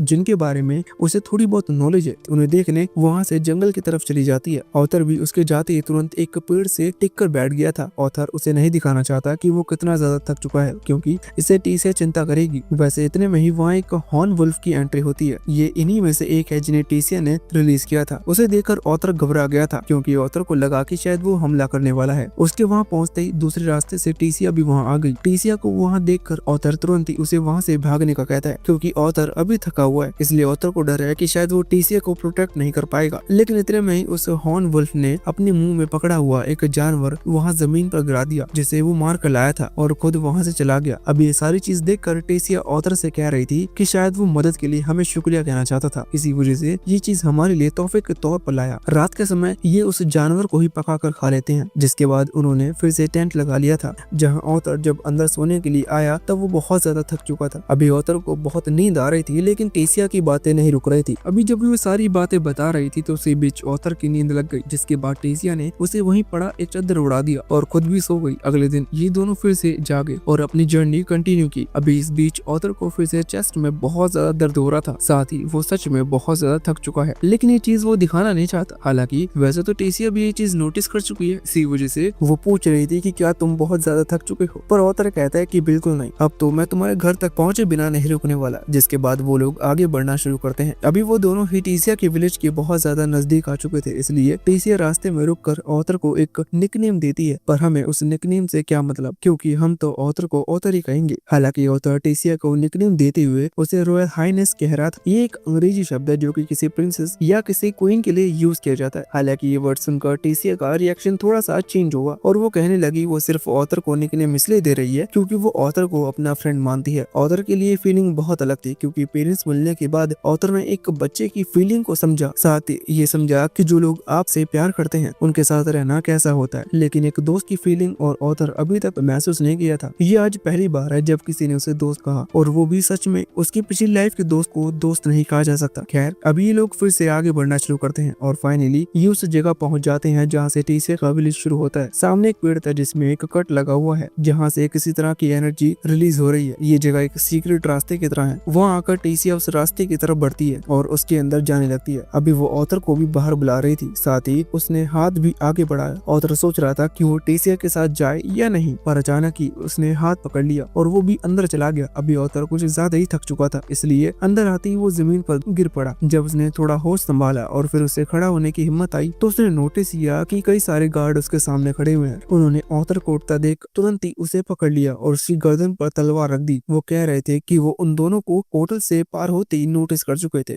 अभी ऑथर तुरंत मदद के लिए टेसिया को आवाज लगाता है, लेकिन टेसिया वहाँ एक्सप्रेशन लेस खड़ी हुई थी। ऑथर थोड़ा परेशान लग रहा था क्योंकि उसने कभी नहीं सोचा था कि टेसिया उसे धोखा दे सकती है, पर अभी की हालत देखकर तो ऐसे ही लग रहा है कि टेसिया धोखेबाज है। वो गार्ड्स ऑथर को मारने वाले थे और ऑथर हेल्प के लिए टेसिया की तरफ देखता है, पर टेसिया एक शब्द तक नहीं कह रही थी। ऑथर याद करता है अभी तक टेसिया उसकी बेस्ट फ्रेंड की तरह एक्ट कर रही थी, पर अब टेसिया कुछ बोल भी नहीं रही। तभी वो गार्ड्स ऑथर की गर्दन काटने वाले थे, पर टेसिया ऐसा ना करने की कहती है। ये सुनकर सभी शॉक हो जाते हैं कि टेसिया एक इंसान से कैसे बोल रही है। वो गार्ड्स टेसिया को समझाने लगते हैं कि इंसान अच्छे नहीं होते और वो भरोसे लायक नहीं है, पर टेसिया इन्हें समझाने की कोशिश करती है कि उस इंसान ने उसकी जान बचाई है और उसकी वजह से ही वो यहाँ तक पहुंच पाई। वो गार्ड्स ऑथर से कहने लगते हैं कि उसने टीसिया का ब्रेन वॉश भी कर दिया और उसे अपनी साइड कर लिया। उनके बीच बहस चल रही थी, तभी वहाँ काफी तेज लाइट आती है और उनके एल्डर वहाँ आ जाते हैं जो ऑथर को छोड़ देने की कहते हैं। एल्डर के कहते ही कोई सवाल नहीं करता और सभी तुरंत ऑथर को छोड़ देते हैं। वो एल्डर टीसिया का ग्रैंडफादर है और वो ऑथर के सामने अपने आप को इंट्रोड्यूस करता है और बताता है कि वो एलिनोर का फॉर्मल किंग है और उसका नाम वेरियन है। ऑथर ने उसकी ग्रैंड डॉटर को बचाया है जो कि अब एलिनोर की प्रिंसेस है। ये सुनकर ऑथर पूरी तरह से शॉक हो जाता है और उसे यकीन नहीं हो रहा था कि टीसिया प्रिंसेस भी हो सकती है, पर असल में टीसिया रॉयल फैमिली से है। और तभी उसके फादर और मदर भी वहाँ आ जाते हैं। टीसिया अपनी मदर को देखकर उनके गले लग जाती है और रोने लगती है। टीसिया के फादर यानी कि किंग भी अपनी बेटी को देखकर काफी खुश थे। तभी उनकी नजर ऑथर पर पड़ती है और एक इंसान को वहाँ देखकर काफी गुस्से में आ जाते हैं और अपने गार्ड से कहते हैं कि एक इंसान यहाँ खड़ा हुआ है और उन सभी ने अभी तक उसे मारा नहीं। तभी ग्रैंडफादर कहते हैं कि उन्होंने गार्ड को रोका है क्योंकि वो लड़का दावा कर रहा है कि उसने टीसिया की जान बचाई है। तभी टीसिया भी कहती है कि बिल्कुल सच है और उन्हें ऑथर को कासल में बुलाना चाहिए। ये सुनकर किंग भी थोड़ा हैरान हो जाता है क्योंकि ये पहली बार था जब कोई इंसान को कासल में लाने की कह रहा है। टीसिया अपने फादर से पूछने लगती है कि वो ऑथर को कासल बुलाएंगे ना। किंग के पास कोई रास्ता नहीं होता और वो मान जाते हैं। ये सुनकर टीसिया काफी खुश हो जाती है और ऑथर से जाकर कहती है कि वो दोनों कासल में काफी मजे करेंगे, अच्छा खाना खाएंगे और बहुत सारे गेम्स खेलेंगे। पर ऑथर को कुछ समझ में नहीं आ रहा था कि उसे क्या कहना चाहिए और ग्रैंडफादर उसकी तरफ देखकर कहते हैं कि वो इस बारे में बाद में बात करेंगे। अब टीसिया और ऑथर सिटी के बीच से जा रहे होते हैं और ऑथर सभी एल्फ को देखकर काफी हैरान था, पर ऑथर से भी ज्यादा हैरान वहाँ रहने वाले एल्फ थे क्योंकि आज तक वहाँ कोई इंसान नहीं आया था। असल में पास्ट में इंसान और फेरी के बीच काफी लड़ाइयाँ हो चुकी हैं जिसकी वजह से दोनों ही एक दूसरे को पसंद नहीं करते और ये पहली बार था जब कोई इंसान ऐसे आजादी से घूम रहा हो। हालांकि टीसिया ऑथर से काफी अच्छे से बात कर रही थी, लेकिन ऑथर याद कर रहा था जब गार्ड्स ने उसे पकड़ा था। टीसिया बिल्कुल चुप थी, इसलिए वो सोचता है कि उसे अपना गार्ड 1 मिनट के लिए भी डाउन नहीं करना है। अब वो सभी कास्टल में पहुंच जाते हैं और टीसिया की केयर करने के लिए वहाँ बहुत सारी केयर टेकर भी थी और टीसिया उनसे ऑथर की केयर करने की कहती है। ये सुनकर सभी केयर टेकर शॉक हो जाती हैं। तभी वहाँ किंग और क्वीन आते हैं जो ऑथर से जो कुछ भी हुआ वो सब बताने की कहते हैं, जिसके बाद ऑथर, टीसिया, ग्रैंडफादर, किंग और क्वीन सभी बात करने आ जाते हैं। सभी बैठे होते हैं और ऑथर खड़ा था और वो बताना शुरू करने ही वाला था। इससे पहले ही टीसिया बोल पड़ती है कि ऑथर अकेला खड़ा क्यों है, उसे भी बैठना चाहिए। फिर हम देखते हैं कि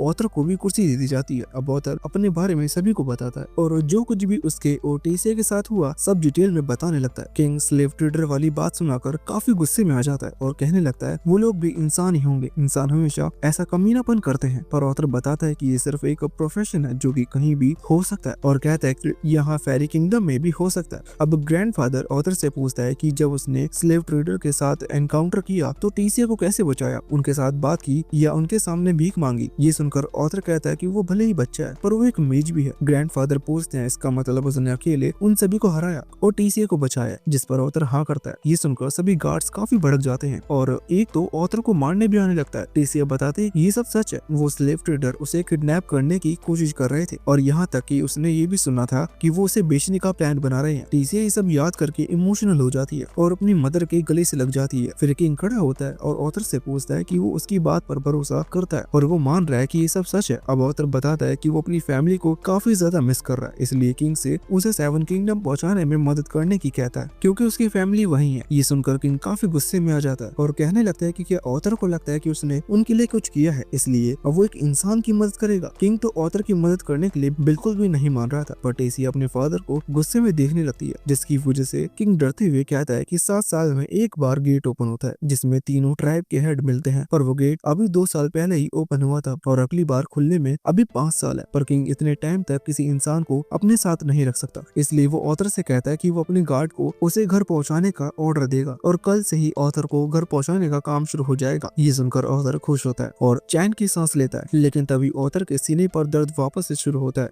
और इस बार वो काफी तेज था, जिसकी वजह से ऑथर को काफी सीरियस इंजरी हो सकती थी। ये चीज ग्रैंडफादर भी नोटिस करते हैं पर कुछ कहते नहीं। कुछ देर बाद ऑथर छत पर आ जाता है जहाँ उसे काफी अच्छा लग रहा था। टीसिया भी अपने पेरेंट्स के साथ छत पर थी और वो उनके साथ काफी खुश थी। ये देखकर ऑथर को अपने पेरेंट्स की याद आ जाती है और वो सोचने लगता है कि अभी वो क्या कर रहे होंगे और ऑथर के मन में एक डर ये भी था कि जब वो उनसे मिलेगा वो उसे पहचानेंगे भी या नहीं। ऑथर ये सब सोच रहा होता है तभी टीसिया उसके पास आ जाती है और उसके पेरेंट्स के बिहेवियर के लिए माफी मांगती है, पर ऑथर कहता है कि उसे बिल्कुल भी बुरा नहीं लगा, इसलिए उसे चिंता करने की जरूरत नहीं है। टीसिया ऑथर से कहती है कि उसे चिंता करने की जरूरत नहीं, जब ऑथर अपने पेरेंट्स से मिलेगा तो उसके पेरेंट्स भी इसी तरह से रिएक्ट करेंगे। ये सुनकर तो ऑथर इमोशनल हो जाता है और टीसिया से पूछने लगता लगता है कि क्या वो सच कह रही है। टेसिया बताती है ऑथर के पेरेंट्स उसे जरूर मिस करते होंगे, क्योंकि अब कल ऑथर के जाने की बात जानकर वो ही उसे मिस करने लगी है। तभी वहाँ ग्रीन फ्लाई आ जाती है जो कि काफी अच्छी लग रही थी और ऑथर उनमें अपने पेरेंट्स को देख रहा था। लेकिन तभी कोई चीज टेसिया की तरफ काफी तेजी से आने लगती है जो टेसिया से टकराने वाली थी, पर ऑथर उसे रोक लेता है और हम देखते हैं कि वो ग्रैंडफादर थे। ये देखकर ऑथर उनसे पूछता है कि क्या वो पागल हो गए हैं जो अपनी ग्रैंड डॉटर पर अटैक कर रहे हैं। पर ग्रैंडफादर बताते हैं भला वो क्यों टेसिया को नुकसान पहुंचाएंगे, वो तो बस देख रहे थे कि ऑथर सच में टेसिया को बचा सकता है या नहीं। पर अब ग्रैंडफादर को पूरी तरह से यकीन हो गया था कि ऑथर ने उन स्लेव ट्रेडर्स को हराया होगा। तभी वहाँ टेसिया आ जाती है और अपने ग्रैंडफादर से ऑथर को परेशान न करने की कहती है। ऑथर भी समझ जाता है ये एक तरह का टेस्ट था। ग्रैंडफादर बताते हैं वो यहाँ ऑथर को परेशान करने नहीं बल्कि वो काफी टाइम बाद ऐसी स्पेशल पर्सनैलिटी से मिले हैं, इसलिए वो ऑथर को अच्छे से टेस्ट करने वाले हैं। हम देखते हैं कि ग्रैंडफादर अपनी पावर से टेसिया को दूर बैठा देते हैं और ऑथर के हाथ में स्वॉर्ड दे देते हैं। अब ऑथर काफी स्पीड के साथ स्वॉर्ड से ग्रैंडफादर पर अटैक करता है, पर वो ऑथर के अटैक से बच जाते हैं। ऑथर लगातार कई अटैक करता है पर ग्रैंडफादर हर अटैक से बच रहे थे। ग्रैंडफादर ऑथर की स्पीड और फाइटिंग टेक्निक देखकर समझ जाते हैं कि ऑथर कोई कमजोर लड़का नहीं है, पर ग्रैंडफादर भी मास्टर सेज थे इसलिए उनसे जीतना आसान नहीं था। तभी ग्रैंडफादर ऑथर की स्वॉर्ड तोड़ देते हैं। तो अब ऑथर अपना माना को इकट्ठा करके उन पर अटैक करने लगता है, पर ग्रैंडफादर ऑथर के माना को भी रिफ्लेक्ट कर देते हैं। हालांकि अटैक करते हुए ऑथर ग्रैंडफादर के फोरहेड को छूने में कामयाब हो जाता है। इससे ग्रैंडफादर काफी हैरान होते हैं क्योंकि बहुत स्टिल सोल्जर भी आज तक ये नहीं कर पाए। फिर ग्रैंडफादर राउंड 2 शुरू करने की कहते हैं, पर तभी टेसिया उनके पीछे आकर उनके चूटी काट लेती है और अब बस करने की कहती है। तो ग्रैंडफादर भी मान जाते हैं और मैच खत्म कर देते हैं। ऑथर उनका थैंक्स करता है जो उन्होंने उसे अपने साथ मैच करने लायक समझा। तभी अचानक से ग्रैंडफादर ऑथर को उनका डिसाइपल बनने का ऑफर देते हैं। ये सुनकर ऑथर काफी हैरान हो जाता है और बताता है अभी ऐसा नहीं हो सकता, उसने अपने पेरेंट्स को एक बार ये मैसेज तक नहीं दिया कि वो जिंदा है। ग्रैंडफादर बताते हैं उनके पास एक तरीका है जिससे ऑथर अपने पेरेंट्स तक मैसेज पहुंचा सकता है। ऑथर को जवाब देता इससे पहले उसकी चेस्ट का पिन वापस शुरू हो जाता है और ग्रैंडफादर बताता है कि ऑथर ने जरूर किसी बीस्ट बील को इनहेरिटेट किया है और कहते हैं कि ऑथर को उनका डिसाइपल बन जाना चाहिए वरना वो जल्दी ही मारा जाएगा। जिसके बाद हम देखते हैं कि ऑथर लेटा होता है लेकिन अचानक से उसके दिल में पहले की तरह दर्द होने लगता है और तभी उसके अंदर से एक मॉन्स्टर बाहर आ जाता है। ऑथर को यकीन नहीं हो रहा था कि ये सब सच हो रहा है। तब उसे टेसिया की आवाज आने लगती है और वो देखता है ये सब एक सपना था और टेसिया उसे उठाने आई है। टेसिया काफी गुस्से में थे क्योंकि ऑथर को उसके ग्रैंडफादर से मिलने के लिए तैयार भी होना था, पर ऑथर तो अभी नींद में है। टेसिया ऑथर से पूछती है कि क्या उसने डिसाइड कर लिया है वो यही रहने वाला है, पर ऑथर बताता है ये तो बाद में ही डिसाइड होने वाला है। ऑथर टेसिया को प्रिंसेस बुलाता है जिससे वो चढ़ जाती है और ऑथर को चूटी काटते हुए उसे प्रिंसेस ना बुलाने का कहती है। जिसके बाद ग्रैंडफादर कोर्ट से कहीं जा रहे थे तभी किंग और क्वीन उनके सामने आते हैं और किंग ग्रैंडफादर से पूछता है कि वो ऐसा कैसे कर सकते हैं, वो एक इंसान को अपने साथ कैसे रख सकते हैं। ग्रैंडफादर बताते हैं कि उनके मन में उस बच्चे के लिए कोई प्यार नहीं है, पर अभी के लिए जो हो रहा है उन्हें वो होने देना है। पर क्वीन भी उन्हें समझने की कोशिश करती है कि वो एक इंसान है। तभी वहाँ टेसिया आ जाती है और अपने पेरेंट्स से कहने लगती है कि वो ऑथर के बारे में ऐसा कैसे बोल सकते हैं,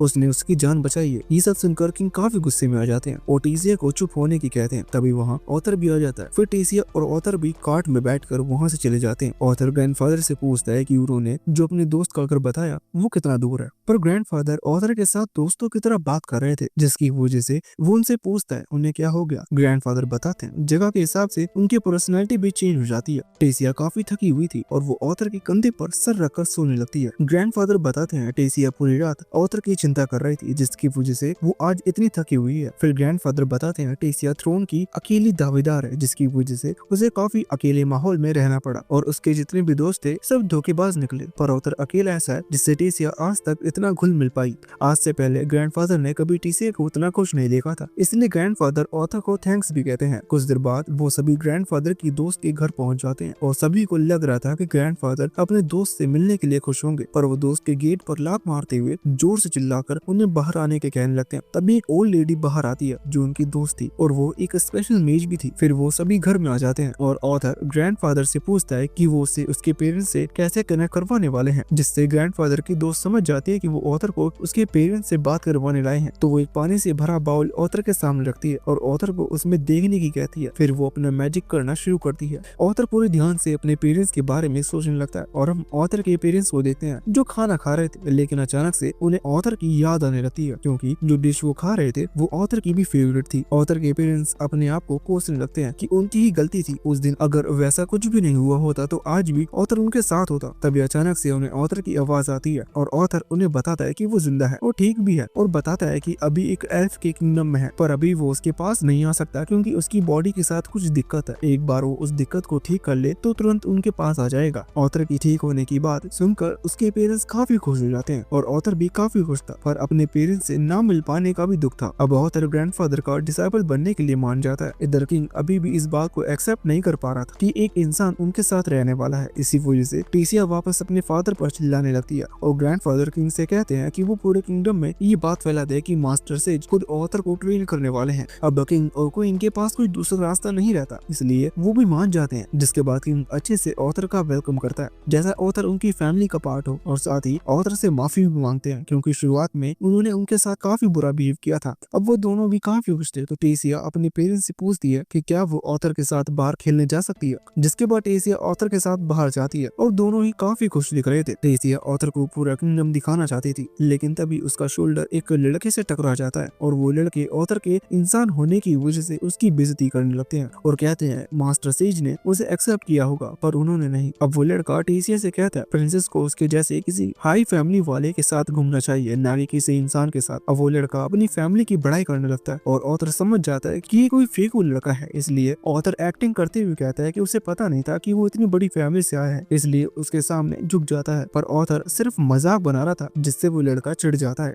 अब वो लड़का इतना गुस्से में आ जाता है कि ऑथर को वहीं बाजार में डुओ के लिए चैलेंज कर देता है। टेसिया कहने लगती है कि ये कोई डुओ करने की जगह नहीं है, पर ऑथर चिंता ना करने की कहता है और चैलेंज एक्सेप्ट कर लेता है। अब उन दोनों के बीच का डुओ शुरू होता है और वो लड़का ऑथर को मारने के लिए उनकी तरफ आने लगता है, पर ऑथर उसको एक मुक्का मारता है जिससे वो नीचे गिर जाता है। फिर टेसिया ऑथर का हाथ पकड़कर उसे ले जाती है, जिसके बाद वो दोनों काफी जगह घूमते हैं, अलग अलग जगहों पर खाना ट्राई करते हैं। वो दोनों साथ में काफी मजे करते हैं। फिर टेसिया ऑथर से पूछती है कि क्या वो ट्रेनिंग के लिए पूरी तरह से तैयार है। ऑथर याद करता है ग्रैंडफादर ने उसे बताया था ट्रेनिंग में वो ऑथर को उसके अंदर से बीस्ट को कंट्रोल करना सिखाएंगे और ये ट्रेनिंग काफी मुश्किल होने वाली है, पर ऑथर पूरी तरह से उसे मोटिवेट होकर टेसिया से कहता है वो पूरी तरह से तैयार है। फिर टेसिया भी अपनी ट्रेनिंग अच्छे से करने की कहती है कि कहीं ऑथर उससे आगे न निकल जाए। अगले दिन हम देखते हैं कि ऑथर की ट्रेनिंग शुरू हो जाती है और उससे इतना तो पता था कि आज से उसकी जिंदगी काफी बदलने वाली है, पर वो जो चाहता है उसे हासिल करके रहेगा। अब हम 3 साल बाद एक काफी प्यारी लड़की को देखते हैं जो और कोई नहीं बल्कि टेसिया थी, और वो ऑथर को अपनी माना से जगाने वाली थी, पर ऑथर उससे पहले उठ जाता है और हम देखते हैं कि सभी पहले से काफी बड़े हो चुके थे। जिसके बाद हम देखते हैं कि किंग और क्वीन कहीं जा रहे थे और ऑथर उन्हें देखकर टेसिया से पूछता है कि वो कहाँ जा रहे हैं। टेसिया बताती है वो एक काफी इंपॉर्टेंट मीटिंग के लिए जा रहे हैं। तभी टेसिया ऑथर को एक केक देती है और उससे कहती है कि वो काफी किस्मत वाला है जो कि इतनी सुंदर लड़की उसके लिए केक बनाकर लाई। ऑथर केक खाता है और काफी फनी फेस बनाकर पूछता है कि यहाँ सुंदर कौन है। ये सुनकर टेसिया काफी गुस्सा हो जाती है और ऑथर को मारने लगती है। फिर वो दोनों ट्रेनिंग करने आ जाते हैं और अब टेसिया भी ऑथर के साथ ही ट्रेनिंग करती है। वो दोनों एक दूसरे से फाइट कर रहे थे, पर उन्हें काफी देर तक देखने के बाद ग्रैंडफादर कहते हैं कि वो दोनों काफी ज्यादा स्लो हैं और इस तरह से तो उन्हें सालों लग जाएंगे बेसिक चीज सीखने में। फिर वो दोनों स्वॉर्ड से फाइट करते हैं और उनकी स्वॉर्ड स्किल पहले से काफी ज्यादा इम्प्रूव हो गई थी, जो देखकर ग्रैंडफादर कहते हैं कि अब वो दोनों अगले फेज के लिए तैयार हैं। कुछ देर बाद उनकी फिजिकल ट्रेनिंग पूरी हो जाती है और ऑथर सॉर्सरी के बारे में सीख रहा होता है। ऑथर को पता चलता है कि जब वो अपने माना को स्टेबल कर लेगा तब वो 4 एलिमेंट्स में किसी एक को मास्टर कर सकता है। ग्रैंडफादर बताते हैं 4 एलिमेंट में फायर, वाटर, विंग और अर्थ आते हैं। जैसे एल्फ विंड में माहिर होते हैं और साथ ही वाटर और अर्थ में भी एल्फ अच्छे होते हैं। किसको कौन सा एलिमेंट मिलेगा वो उनकी ब्लड लाइन पर डिपेंड होता है और इंसान चारों एलिमेंट यूज कर सकते हैं, पर ज्यादातर इंसान किसी एक एलिमेंट को ही यूज कर पाता है। काफी रेयर केस में ऐसा होता है कि कोई इंसान चारों एलिमेंट्स को यूज कर सकता है, पर ये काफी रेयर होता है और उसकी उम्मीद कम है। हालांकि हजारों सालों में कोई एक इंसान ऐसा पैदा होता है जो कि सभी चारों एलिमेंट्स को यूज कर सकता है और ऐसे इंसान को सबसे ज्यादा स्ट्रॉन्ग भी कहा जा सकता है क्योंकि वो चारों एलिमेंट को मिलाकर ऐसे अटैक भी कर सकता है जो किसी ने भी कभी सोची तक नहीं है। तभी टेसिया ग्रैंडफादर से पूछती है कि ऑथर उसकी तरह फिजिकल ट्रेनिंग के बाद सॉर्सरी की ट्रेनिंग क्यों नहीं करता। ग्रैंडफादर बताते हैं कि ऑथर अपनी कमजोरियों की वजह से ऐसा नहीं कर सकता क्योंकि उसके माना कोर में एक बीस्ट व्हील है और वो बीस्ट व्हील काफी स्ट्रॉन्ग भी है। साथ ही वो बीस्ट ऑथर की बॉडी और माना कोर के बैलेंस को बिगाड़ रहा है और उसी वजह से ऑथर को इतना ज्यादा तेज दर्द होता है। ये सुनकर ऑथर सोचता है ये बीस्ट व्हील जरूर सिल्विया का ही होगा। ग्रैंडफादर बताते हैं इसलिए उनका पहला स्टेप ये होगा कि वो ऑथर की बॉडी को उनके माना की आदत डालें। फिर ग्रैंडफादर बताते हैं एल्फ में माना जाता है कि अगर कोई एल्फ 10 साल की उम्र में अपने माना को अवेकन कर लेता है तो वो गॉड गिफ्टेड होगा, पर टेसिया ने सिर्फ 9 साल की उम्र में ही ऐसा कर लिया था। तभी से टेसिया ग्रैंडफादर के साथ लड़ना सीख रही है और तभी से वो ग्रैंडफादर की फाइटिंग पार्टनर भी है। फिर ग्रैंडफादर ऑथर के अंदर की बीस्ट व्हील को जगाने की कहते हैं और बताते हैं कि अगर सब सही होगा तो ऑथर को कभी दर्द नहीं होगा और वो एक असली बीस्ट टीमर भी बन जाएगा। अब ग्रैंडफादर ऑथर के माना कोर को एक्टिवेट करने लगते हैं, जिससे ऑथर के अंदर से काफी सारा माना भी बाहर आने लगता है और ऑथर भी अपने आप से कंट्रोल खो लेता है और उसके अंदर से इतनी ज्यादा एनर्जी निकलती है कि ग्रैंडफादर और टीसिया दूर जाकर गिरते हैं। थोड़ी देर बाद ऑथर अपने आप को वापस कंट्रोल में लाता है, पर जैसे ही वो होश में आता है तो वो वापस से बेहोश हो जाता है। ये देखकर ग्रैंडफादर को ऑथर की काफी चिंता होने लगती है। अब की बार ऑथर को होश आता है तो वो अपने आप को अपने रूम में पाता है और ग्रैंडफादर भी उसके अगल बगल बैठे थे। ग्रैंडफादर ऑथर से पूछते हैं कि क्या उसे पता है कि उसके अंदर जो बीस्ट व्हील है वो कहाँ से आया। अब ऑथर उन्हें सब सच बता देता कि शायद वो बीस्ट व्हील एक ड्रैगन का है। ये सुनकर ग्रैंडफादर काफी हैरान हो जाते हैं और कहते हैं इस बात पर यकीन करना काफी ज्यादा मुश्किल है, पर जो कुछ भी हुआ उसे देखने के बाद लग रहा है कि ऐसा भी हो सकता है। अब ग्रैंडफादर ऑथर से कहते हैं कि वो इस बारे में किसी को भी ना बताए, क्योंकि अगर ये बात बाहर गई तो कुछ ऐसे लोगों को भी पता चल सकता है जिन्हें पता नहीं चलना चाहिए, और अगर ऐसा हुआ तो ऑथर को काफी मुश्किलों का सामना करना पड़ेगा। ऑथर समझ जाता है कि किसी भी कीमत पर उसे इस राज को राज ही रखना है और ग्रैंडफादर उसे बताते हैं कि आज से 4 महीने में वो चला जाएगा। और ये सुनकर ऑथर पूछता है उसे तो लगा था अब भी उसके पास 2 साल बचे हैं। ग्रैंडफादर बताते हैं तीनों किंगडम अपने कल्चरल एक्सचेंज करने वाले हैं और इसमें उनके किंगडम का भी गेट खुलेगा, तभी डायरेक्ट सिटी की एंट्रेंस भी खुल जाएगी और तब ऑथर जा सकता है और अपनी फैमिली से मिल सकता है। पर ऑथर उतना खुश नहीं दिख रहा था जितना उसे खुश होना चाहिए। ये देखकर ग्रैंडफादर उससे पूछते हैं कि क्या उसे अपने पेरेंट्स से मिलने की खुशी नहीं हो रही, पर ऑथर इस जगह को छोड़ के जाना नहीं चाहता, इसलिए वो थोड़ा सा उदास दिख रहा था। ग्रैंडफादर समझ जाते हैं और अभी के लिए ऑथर को आराम करने के लिए कहते हैं, क्योंकि कल से उसकी ट्रेनिंग और ज्यादा मुश्किल होने वाली है। तभी ऑथर पूछता है कि क्या इस बारे में टीसिया को भी पता है। ग्रैंडफादर बताते हैं उसे पता है। दूसरी तरफ टीसिया के पेरेंट्स टीसिया को ऑथर की जाने वाली बात बता देते हैं। ये सुनकर टीसिया भी काफी दुखी हो जाती है और सवाल करने लगती है कि ऐसा क्यों हो रहा है, हमेशा तो ऐसा नहीं होता, और पूछती है क्यों ऑथर का भी जाना जरूरी है। वो बताते हैं कि ऑथर भी अपने पेरेंट्स से मिलना चाहेगा और वैसे भी वो पिछले कई सालों से उनसे दूर रहा है। टीसिया को उसकी हालत समझनी चाहिए और इस तरह से रोकर उसके लिए जाना और ज्यादा मुश्किल ही बनेगा। रात में ऑथर जाने की बात सोचकर नींद तक नहीं आ रही थी और वो सोच रहा था कि अगर 4 महीने ये काफी कम टाइम है, अभी तो उसे यहाँ मजा आना शुरू हुआ था और अब उसे सब कुछ छोड़ के जाना होगा। इस सब बातों को सोचकर ऑथर काफी दुखी हो रहा था। ऑथर के साइड में वही अंडा रखा हुआ था जो कि टीसिया ने दिया था और वो अचानक से टूट जाता है। उस अंडे में से एक छोटा सा ड्रैगन बाहर आता है। ऑथर ये देखकर काफी हैरान हो जाता है, क्योंकि उसे बिल्कुल भी नहीं पता था कि इस अंडे में से ड्रैगन आने वाला है। वो ड्रैगन काफी छोटा और काफी क्यूट था, तो ऑथर उसे उठा लेता है, लेकिन तभी वो ऑथर के हाथ में काट लेता है, जिससे ऑथर के हाथ पर एक मार्क आ जाता है और वो ड्रैगन जो कि कुछ भी कह रहा था वो उसे सुनाई दे रहा था। पर ऑथर के मन के अंदर ये सब ऑथर के लिए काफी नया था और उसे इस बारे में कुछ भी नहीं पता था। इसी वजह से वो काफी शॉक था। वो ड्रैगन ऑथर को पापा बुलाने लगता है, तो वो उसका नाम सिल्विया रख देता है और ये नाम सिल्विया को भी काफी पसंद आता है। ऑथर सोने के लिए लेट जाता है और उसे विश्वास नहीं हो रहा था कि वो सिर्फ 8 साल की उम्र में फादर बन गया, और ये जानकर उसके पेरेंट्स भी काफी शॉक होने वाले हैं। फिर सिल्विया और ऑथर साथ में सो जाते हैं। अगले सुबह टीसिया ऑथर को नींद से जगाने के लिए आती है, पर वो सिल्विया को देखती है और उसे उठाकर कहने लगती है कि वो तो बहुत ज्यादा क्यूट है। पर सिल्विया को टीसिया के पास रहना बिल्कुल भी पसंद नहीं आता। अब वो दोनों ट्रेनिंग करने के लिए जाते हैं और टीसिया सिल्विया को लगातार अपने पास बुला रही थी और कह रही थी कि उसे उससे डरने की जरूरत नहीं है, वो उसे बहुत प्यार करेगी। पर सिल्विया तो अब काफी डर रही थी और ऑथर से दूर नहीं जा रही थी। अब वो दोनों ग्रैंडफादर के पास आते हैं और सिल्विया को देखकर हैरान हो जाते हैं और ऑथर से पूछते हैं कि ये क्या है। ऑथर बताता है ये एक ड्रैगन है। ये सुनकर तो ग्रैंडफादर के होश उड़ जाते हैं और ऑथर से कहने लगते हैं कि वो उन्हें इतना बड़ा शॉक भी ना दे कि उन्हें हार्ट अटैक आ जाए।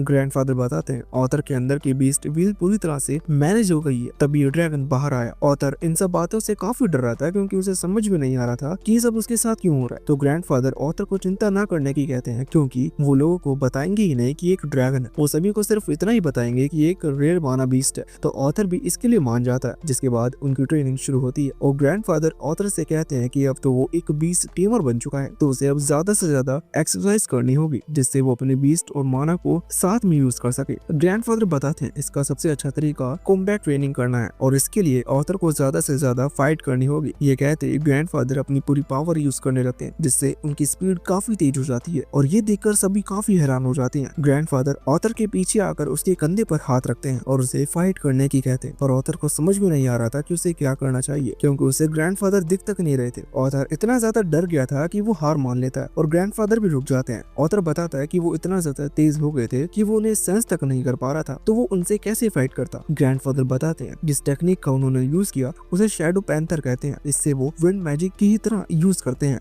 उनकी स्पीड काफी तेज हो जाती है और उनकी आवाज तक नहीं आती। ये एक एडवांस सोर्सरी है और इसे यूज करने में काफी ज्यादा थकान भी हो जाती है, जिसकी वजह से कोई भी इसे बहुत ज्यादा देर तक यूज नहीं कर सकता। अब ग्रैंडफादर ये सब बात छोड़कर ऑथर को उसकी लकड़ी की सॉर्ड देते हैं और असली ट्रेनिंग करने का कहते हैं। ऑथर भी पूरी तरह से तैयार था सीखने के लिए। अब कुछ दिन बीत जाते हैं और हमें पता चलता है कि ऑथर अपने बीस्ट विंड को कंट्रोल करना सीख रहा है, जिससे अब उसकी चेस्ट का पेन पूरी तरह से जा चुका है। साथ ही अब ऑथर की बॉडी भी पहली तरह से काफी स्ट्रांग हो चुकी है और अब वो सब भी कर पा रहा है जो पहले वो सोच भी नहीं सकता था। लेकिन अब जब भी ऑथर को फ्री टाइम मिलता तो वो एक नॉर्मल बच्चे की तरह रहना पसंद करता है और वो टीसीए के साथ ज्यादा से ज्यादा टाइम स्पेंड करता है, क्योंकि उसके मन में ये डर भी है कि वो जल्द ही चला जाएगा। अब ऑथर और टीसीए मार्केट में थे और उन्हें वहाँ वापस से वो लड़का मिल जाता है और वो फिर से ऑथर के साथ फाइट करने का कहता है, पर ऑथर उस लड़के को फिर से गिरा देता है। हालांकि ऑथर को तो याद तक नहीं आ रहा था कि वो लड़का कौन है। फिर उससे फाइट करने पर उसे याद आ जाता है कि वो लड़का है कौन। अब ऑथर उससे हाथ मिलाता है, जिससे उनके बीच हालात काफी ठीक हो जाते हैं। फिर ऑथर उससे पूछता है कि जो 3 किंगडम के बीच मुलाकात होने वाली है, क्या वो उनमें हिस्सा लेने वाला है। फिर वो बताता है कि वो जाएगा और उसे गुडविल एम्बेसडर के रूप में चुना भी गया है। फिर बाकी लोग ऑथर को बताते हैं कि उस लड़के का स्टेटस काफी हाई है और उसके लिए ऐसी जगहों पर जाना जरूरी होता है। फिर ऑथर टेसी से पूछता है कि क्या वो भी वहाँ जाएगी। टेसिया सुनकर चुप हो जाती है और कोई जवाब नहीं देती। तभी वो लड़का टेसिया से कहता है कि प्रिंसेस, आपको नहीं जाना चाहिए क्योंकि आप वहाँ खो जाती हो।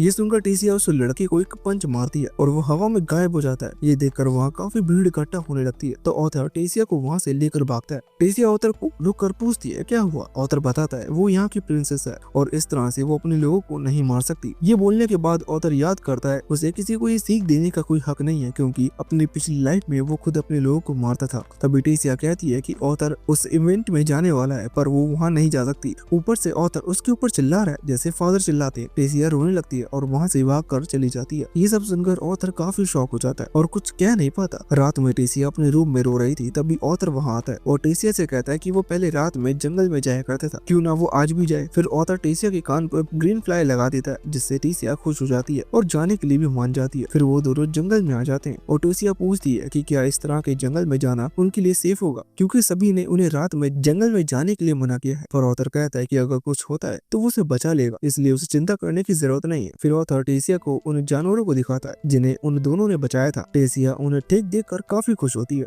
और वो दोनों उन्हें काफी प्यार भी करते हैं। फिर वो दोनों कैंपिंग के लिए ऊंची जगह पर जाते हैं जहाँ वो आग जलाते हैं और आराम करने लगते हैं। टेसिया को काफी जल्दी नींद आने लगती है। अब वो दोनों बात करना शुरू करते हैं और टेसिया ऑथर से पूछती है कि इंसानों का किंगडम कैसा है। ऑथर बताता है वो कभी इंसानों के किंगडम में नहीं जा पाया। फिर टेसिया ऑथर से पूछती है वो हमेशा के लिए यहाँ क्यों नहीं रुक सकता। ऑथर बताता है वो ऐसा नहीं कर सकता और जब वो टेसिया की तरफ देखता है उसे पता चलता है कि टेसिया बात करते हुए सो गई, तो ऑथर कोई जवाब नहीं देता। अब हम देखते हैं कि ऑथर के जाने का दिन आ चुका था और वो सभी को लास्ट गुड बाय करने लगता है। ग्रैंडफादर ऑथर को एक कैंपस देते हैं कि वो कहीं खो ना जाए। साथ ही बताते हैं कि उस पर एक सेफ्टी मैजिक भी किया है, जिससे जब भी ऑथर का वापस आने का मन करे वो आ सकता है। ऑथर टेसिया के पेरेंट्स से पूछ कि वो कहाँ है, पर वो उसका कोई जवाब नहीं देते, जिससे ऑथर समझ जाता है कि टेसिया उसे लास्ट गुड बाय करने के लिए भी नहीं आएगी, तो वो जाने लगता है। हम देखते हैं कि ऑथर के साथ 3 और बच्चे आ रहे थे। वहाँ टेसिया भागते हुए आती है और वो भी काफी रो रही थी। तभी टेसिया भागते हुए गिर जाती है और ऑथर उसके पास जाकर उसे काफी प्यार से उठाता है। जब टेसिया ऑथर से अच्छे से खाना खाने की कहती है और अकेले बाहर घूमने ना जाने की कहती है और सबसे जरूरी अपना ख्याल रखने की कहती है, ऑथर ठीक है कहता है और टेसिया को गले लगा लेता है और कहता है कि वो उसे काफी ज्यादा याद करने वाला है। ये सुनकर टेसिया इमोशनल हो जाती है और रोती हुई कहती है कि उसे भी उसकी बहुत याद आएगी। अब गेट खुल जाता है और ऑथर बाकी बच्चों के साथ वहाँ से चला जाता है, जिसके बाद हम देखते हैं पहुँचने के बाद सभी बच्चे अपने अपने रास्ते हो जाते हैं और ऑथर अपने पेरेंट्स के घर के सामने आ जाता है और कहता है ये है फ्लाइंग सिटी ऑफ जॉयरस। ऑथर भी अपने पेरेंट्स से मिलने के लिए बेताब था। अब ऑथर गेट नॉक करता है और एक छोटी बच्ची गेट खोलती है। ऑथर के पेरेंट्स भी उसके सामने आ जाते हैं और उन्हें यकीन नहीं हो रहा था कि उनका बेटा इतनी टाइम बाद सच में वापस आ गया। तभी ऑथर कहता है उसे तो समझ में नहीं आ रहा कि उसे क्या करना चाहिए, तो ऑथर कहता है कि मैं वापस आ गया। अब ऑथर के पेरेंट्स भी उसे देखकर काफी खुश हो जाते हैं और उसे गले लगा लेते हैं। ये एहसास ऑथर के लिए नया तो नहीं था, पर काफी टाइम से उसने ऐसा कुछ फील नहीं किया था, जिसकी वजह से वो भूल ही चुका था कि अपने पेरेंट्स के पास होना कैसा होता है। तभी वो छोटी बच्ची अपनी मम्मी को ना रोने की कहती है। उसे देखकर ऑथर को याद आता है जब लास्ट टाइम वो अपने फादर के साथ कुछ गुंडों से लड़ रहा था, तब उसके फादर ने किसी भी हालत में ऑथर की मदर को प्रोटेक्ट करने को कहा था और बताया था क्योंकि ऑथर का छोटा भाई या बहन आने वाली है, जिससे अब ऑथर समझ चाहता है कि वो छोटी लड़की उसकी बहन है और ऑथर उसे अपना नाम बताता है। छोटी बच्ची अपना नाम एलेनोर बताती है। उसकी मदर उसे बताती है वो उसका बड़ा भाई है। ये सुनकर एलेनोर भी थोड़ी हैरान हो जाती है क्योंकि उसे बिल्कुल भी नहीं पता था कि उसका बड़ा भाई भी है। जिसके बाद सभी साथ बैठे थे और ऑथर को काफी अच्छा लग रहा था क्योंकि इतनी मेहनत के बाद फाइनली वो अपनी फैमिली के पास आ ही गया। तभी ऑथर की मदर उसे पूछती है कि जब लास्ट टाइम ऑथर ने उनसे बात की थी तो बताया था कि वो बीमार है, क्या वो ठीक है? ऑथर हाँ कहता है और बताता है उसी बीमारी को ठीक करने में उसे इतना टाइम लग गया, वरना शायद वो पहले ही उनके पास आ चुका होता। फिर ऑथर की मदर कहती है कि शायद वो सही से खाना नहीं खा रहा है क्योंकि वो पहले से काफी ज्यादा पतला दिख रहा है। पर ऑथर को पता था वो पतला नहीं हुआ, ये तो बस उसकी मदर का प्यार है। दोनों ही ऑथर के पास बैठे थे और उसी से बात कर रहे थे। ये देखकर एलेनोर थोड़ी सी उदास हो जाती है क्योंकि उसे लग रहा था कि उसका भाई के आने से वो अकेली हो गई है और कोई उससे बात नहीं कर रहा है। ये देखकर उसकी मदर उसे अपने पास बुलाती है और एलेनोर को बताती है रात में रोते टाइम जिस बड़े भाई की कहानी वो सुनती थी ऑथर वही है और अब इतने साल बाद वो उनके पास आ गया है। ऑथर एलेनोर से कहता है कि उसे काफी अच्छा लग रहा है अपनी छोटी बहन से मिलकर। अब एलेनोर को भी ऑथर भी काफी अच्छा लगता है क्योंकि वो उससे काफी प्यार से और अच्छे से बात कर रहा था। अब ऑथर अपने पेरेंट्स को बताने लगता है इतने टाइम में इसके साथ क्या क्या हुआ और उसने क्या क्या किया। ऑथर की इतनी मुश्किलों से भरी कहानी सुनकर उसके पेरेंट्स काफी हैरान थे क्योंकि एक बच्चे के इतने बुरे माहौल में सर्वाइव कर पाना बहुत आसान नहीं था। फिर ऑथर की मदर उससे पूछती है कि जो उसे बीमारी थी क्या वो उसे फिर से कभी नहीं होगी। ऑथर मना करता है कि अब उसे वैसा कुछ भी नहीं होगा और झूठ बोल देता है कि उसका माना और काफी जल्दी अवेकन हो गया था इसलिए उसके साथ ऐसा हुआ था। ऑथर मन में सोचता है अभी उसके पेरेंट्स को सच्चाई बताना सही नहीं होगा क्योंकि अभी उन्हें पूरा सच भी नहीं पता और अगर अभी उन्हें पता चल भी गया कि वो कितना स्ट्रॉन्ग हो गया है तो कई सवाल आएंगे जिनका जवाब देना ऑथर के लिए मुश्किल होगा और अगर अभी उन्हें सच पता चल गया तो वो बेकार में टेंशन लेंगे। वैसे भी ऑथर इतने सालों बाद वापस आया है और वो अपने पेरेंट्स को आते ही टेंशन नहीं देना चाहता। अब वो सभी सिल्वी को देखते हैं और ऑथर से पूछते हैं कि वो कौन है। ऑथर बताता है जब वो बीस्ट नेस्ट के पास घूम रहा था तब उसे मिला। इसकी मदर मर चुकी है इसलिए ऑथर इसे अकेले नहीं छोड़ पाया और अपने साथ रखने का डिसाइड किया। ऑथर बताता है सिल्वी काफी प्यारा है और उसके काफी काम भी आता है जिसकी वजह से ऑथर को उसे अपने पास रखना पसंद है। ऑथर के फादर कहते हैं ऑथर बिल्कुल ठीक है, ये काफी अच्छी बात है। अब वो ऑथर से पूछते हैं कि उसका माना कोर कौन से लेवल पर है, पर ये ऑथर की मदर को अच्छा नहीं लगता और वो कहने लगते हैं कि ऑथर इतने सालों बाद आया है और वो उससे ऐसे सवाल पूछ रहे हैं। पर ऑथर के फादर कहते हैं कि इसमें कोई बुराई नहीं है, वो अपनी ग्रोथ को अपनी बेटी की ग्रोथ से कंपेयर कर रहे हैं।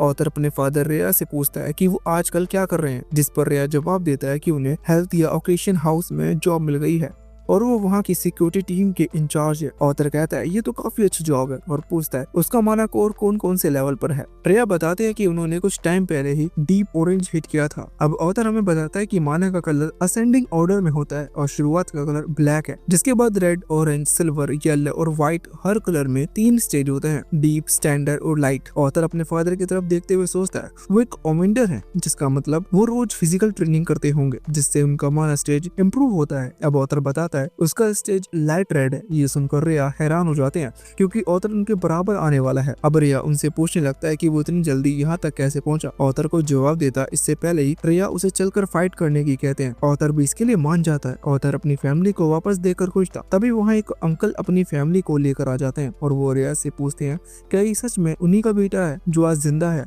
ऑथर उन्हें नहीं जानता था और उसे लग रहा था कि वो जरूर उसकी फैमिली के फ्रेंड होंगे। रिया बताता है ये आदमी व्हील है और यही ऑप्शन हाउस चलाते हैं, यानी कि वो रिया का बॉस है और उसकी वाइफ का नाम टेबिटा है। अब ऑथर भी काफी तमीज से अपने आप को इंट्रोड्यूस करता है। ये देखकर तो वो काफी हैरान हो जाते हैं क्योंकि उन्होंने सोचा नहीं था इतने टाइम से अपनी फैमिली से दूर रहकर लड़के में इतने मैनर होंगे। अब व्हील अपनी बेटी को इंट्रोड्यूस करता है जिसका नाम लिलिया है और लिलिया तो सिल्वी को देखते ही खुश हो जाती है और उसके साथ खेलने लगती है। अब रिया बताते हैं कि ये घर असल में व्हील का ही है और कहते हैं अच्छा है तबाही होने से पहले वो यहाँ आ गया, पर व्हील को समझ में नहीं आता कि तबाही से उनका क्या मतलब है। रिया बताते हैं कि वो अपनी बेटी के साथ गार्डन में एक प्रैक्टिस मैच करने वाले हैं, जिसके बाद सभी गार्डन में आ जाते हैं। ऑथर और रिया आमने सामने थे और व्हील को यकीन नहीं हो रहा था कि वो सच में फाइट करने वाले हैं। व्हील ऑथर की मदर से पूछता है क्या ऑथर का माना को सच में लाइट रेड कलर का है, क्योंकि उसे तो यकीन नहीं हो रहा कि इतना छोटा बच्चा इतना स्ट्रॉन्ग हो सकता है। ऑथर की मदर बताती है पहले तो उन्हें भी यकीन नहीं हुआ था, पर ऑथर हमेशा से एक फास्ट लर्नर रहा है जिसकी वजह से हो सकता है कि ऑथर सच बोल रहा हो। रिया ऑथर से संभल कर रहने की कहती है क्योंकि वो पहले से काफी स्ट्रॉन्ग हो चुके हैं। ऑथर कहता है वो भी पहले जैसा नहीं है। अब फाइट शुरू होती है और दोनों ही मार्शल आर्ट्स में एक दूसरे को काफी अच्छी टक्कर दे रहे थे, पर रिया ऑथर से कहते हैं इतना काफी नहीं है, उसे और ज्यादा कोशिश करनी होगी। ऑथर ठीक कहता है और अपने अटैक्स को पहले से ज्यादा स्ट्रॉन्ग बना देता है, जिसकी वजह से रिया को ऑथर के अटैक से बचना पड़ रहा था, जबकि पहले वो ऑथर के अटैक रोक रहे थे। ये देखकर रिया इम्प्रेस हो जाते हैं और ऑथर से कहते हैं अब वो भी सीरियस हो रहे हैं, इसलिए ऑथर को बचकर रहना होगा। तभी रिया फायर एलिमेंट का यूज करते हैं और ऑथर हमें बताता है कि इस दुनिया के सोर्सर उसी एलिमेंट को यूज कर पाते हैं जिसमें वो सबसे ज्यादा अच्छे होते हैं। अलग अलग तरह से एलिमेंट होते हैं जैसे फायर, वाटर, विंड और अर्थ। अब रिया अपने आप को पूरी तरह से फायर में कवर कर लेते हैं और ऑथर पर अटैक करने लगते हैं, जिसकी वजह से अब ऑथर को थोड़ी दिक्कत हो रही थी, पर वो लगातार लड़ाई में बना था और हार नहीं मान रहा था। अब ऑथर भी अपने माना को यूज करता है, जो देखकर सभी काफी हैरान हो जाते हैं क्योंकि ऑथर का माना काफी स्ट्रॉन्ग था और एक बच्चे के लिए इतना स्ट्रॉन्ग माना कंट्रोल करना आसान बात नहीं है। पर अब ऑथर को फाइट करने में थोड़ी दिक्कत आ रही थी क्योंकि उसके फादर मैजिक में बहुत अच्छे थे, साथ ही उनकी फाइटिंग स्किल को नजरअंदाज नहीं किया जा सकता और उनके पास सालों का फाइटिंग एक्सपीरियंस भी है। ये सब चीजें इंसानों को स्ट्रॉन्ग बनाती हैं और सबसे बड़ी बात, ऑथर के फादर को फाइटिंग में मजा आता है। वो फाइटिंग को किसी काम की तरह नहीं बल्कि एक एंजॉयमेंट की तरह लेते हैं, जिसकी वजह से वो इतने टाइम बाद भी लगातार स्ट्रॉन्ग होते जा रहे हैं। पर ऑथर मन में सोचता है ग्रैंडफादर के साथ ट्रेनिंग करने की वजह से अब वो पहले जैसा कमजोर नहीं रहा। तभी हम पास्ट का एक सीन देखते हैं जहाँ ग्रैंडफादर ऑथर से कह रहे थे कि अब वो फायर मैजिक में काफी इंप्रूव हो चुका है और अब बारी है बियॉन्ड जाने की। प्रोजेक्ट में ऑथर एडवांस मैजिक यूज करने लगता है, जो देखकर सभी काफी हैरान हो जाते हैं क्योंकि लोग सालों की ट्रेनिंग के बाद भी एडवांस मैजिक यूज नहीं कर पाते और ऑथर इतनी जल्दी सीख चुका है। तभी ऑथर साइड में फाउंटेन के पानी का यूज करता है और अब ऑथर वाटर एलिमेंट का यूज कर पा रहा था और वो पानी अपने फादर पर फेंकता है। रिया पानी को डोज करते हैं पर कुछ पानी उनकी आग पर आ जाता है और उनकी आग बुझ जाती है, जिससे उन दोनों की फाइट वहीं खत्म हो जाती है। ऑथर की जीत से सभी काफी हैरान थे और उसके फादर तो उसे गले ही लगा लेते हैं और उससे कहने लगते हैं उसने सब कब सीखा। ऑथर बताता है उसने थोड़े टाइम पहले ही सीखा था और अभी वो थोड़ी एडवांस मैजिक को कंट्रोल कर पाता है। यहाँ विल और उसकी वाइफ कहते हैं ऑथर तो सच में एक जीनियस है, उन्होंने जितने उनके बारे में तारीफ सुनी थी सब सच है। अब सभी खाने की टेबल पर बैठ जाते हैं और विल रिया से पूछता है उसे पता भी है उसके बेटे का फ्यूचर कितना ज्यादा ब्राइट है। रिया हाँ करता है और बताता है उन्हें तब से ही पता था जब ऑथर ने अपने माना को 3 साल पहले की उम्र में अवेकन कर लिया था। विल को ये बात नहीं पता थी। वो ये सुनकर काफी हैरान होते हैं और पूछने लगता है क्या सच में। रिया हाँ करता है और बताता है इसी वजह से उनका पुराना हाउस डिस्ट्रॉय हो गया था और उनकी बातें याद करके रिया को हंसी आने लगती है। विल रिया से कहता है अगर ऑथर को जायरस एकेडमी में डाल दिया जाए तो कैसा रहेगा। रिया कहता है वो तो सबसे बेस्ट एकेडमी है पर उनके पास इतने पैसे नहीं है। विल कहता है ऑथर का टैलेंट देखकर वो खुशी खुशी उसके फ्यूचर के लिए इन्वेस्ट करने को तैयार है। रिया की वाइफ कहने लगती है उन्होंने पहले से ही उनकी इतनी मदद की है और ये सब वो कैसे कर सकते हैं। पर ऑथर कहता है वो इतने टाइम बाद अपनी फैमिली से मिला है इसलिए वो कुछ टाइम उनके साथ बिताना चाहता है और उसके बाद वो एकेडमी जाने या ना जाने का फैसला करेगा। विल भी इसके लिए मान जाता है और कहता है अगर उन्हें उसकी कोई भी जरूरत पड़ी तो उसे जरूर बताएं। जिसके बाद ऑथर घर में अकेले घूम रहा था तभी लिलिया उसके पास आ जाती है और उसे बताती है वो स्टोर रूम का रास्ता है और अगर ऑथर अकेले वहां जाएगा तो खो जाएगा, इसलिए वो ऑथर को एक अच्छी जगह दिखाने की कहती है। तो ऑथर भी उसके साथ जाने लगता है। अब लिलिया ऑथर को बहुत सारी मेडल्स के पास ले आती है और ऑथर को बहुत सारी चीजें बताने लगती है। ऑथर सोच में पड़ जाता है क्योंकि तभी कुछ देर पहले लिलिया बिल्कुल शांत थी और कुछ बोल तक नहीं रही थी, पर अब वो चुप नहीं हो रही। तभी एक मेड ऑथर को बताती है जब भी लिलिया टेंशन में होती है तो यहाँ आ जाती है। साथ ही वो बताती है कि लिलिया के पेरेंट्स चाहते हैं कि लिलिया एक सोर्सर बने पर वो खुद सोर्सर नहीं है, जिसकी वजह से लिलिया के ऊपर छोटी उम्र में बहुत बड़ी जिम्मेदारी आ चुकी है। पर लिलिया अभी छोटी है इसलिए कह नहीं सकते वो माना को अवेकन करेगी या नहीं। अब सोने का टाइम हो जाता है और ऑथर अपने रूम में आ गया था पर उसके पेरेंट्स भी उसके साथ ही थे और वो कहते हैं कि उन्हें यकीन नहीं हो रहा कि ऑथर उनके पास आ गया है। फिर वो तीनों साथ में थोड़ी बातें करते हैं और ऑथर के पेरेंट्स जाने लगते हैं। जाते हुए रिया ऑथर से कहता है कि वो विल की किसी बात का बुरा ना माने, पर ऑथर बताता है कि उसे किसी बात का बुरा नहीं लगा और वैसे भी सब तो उसकी भलाई के बारे में ही सोच रहे हैं। तभी ऑथर की मदर उसे गुड नाइट किस देने की कहती है। ऑथर थोड़ा शर्मा जाता है पर वो उन्हें गुड नाइट किस दे देता है और वो दोनों वहाँ से चले जाते हैं। अगली सुबह वही सब एडवेंचर वहाँ आ गए थे और वो सभी ऑथर को देखकर काफी खुश हो जाते हैं और उसे गले भी लगा लेते हैं। वहीं जैस्मिन तो इमोशनल हो जाती है और कहने लगती है सब उसकी गलती थी, उसी वजह से ऑथर नीचे गिरा था। जिसके बाद वो सभी साथ बैठ जाते हैं और ऑथर ये जानकर काफी हैरान हो जाता है कि वो सभी एंशिएंट सिटी से वापस आए हैं और वो सभी उन जगह पर गए थे जहाँ वो इससे पहले कभी नहीं गया। ये सुनकर ऑथर भी सोचने लगता है कि उसे ना ही इस कॉन्टिनेंट के बारे में कुछ पता है ना ही किंगडम के बारे में, इसलिए शायद अब उसे भी एक एडवेंचर बनना चाहिए जिससे उसे किंगडम के बारे में और नॉलेज मिलेगी। इसी के साथ ये पार्ट यहीं पर खत्म होता है।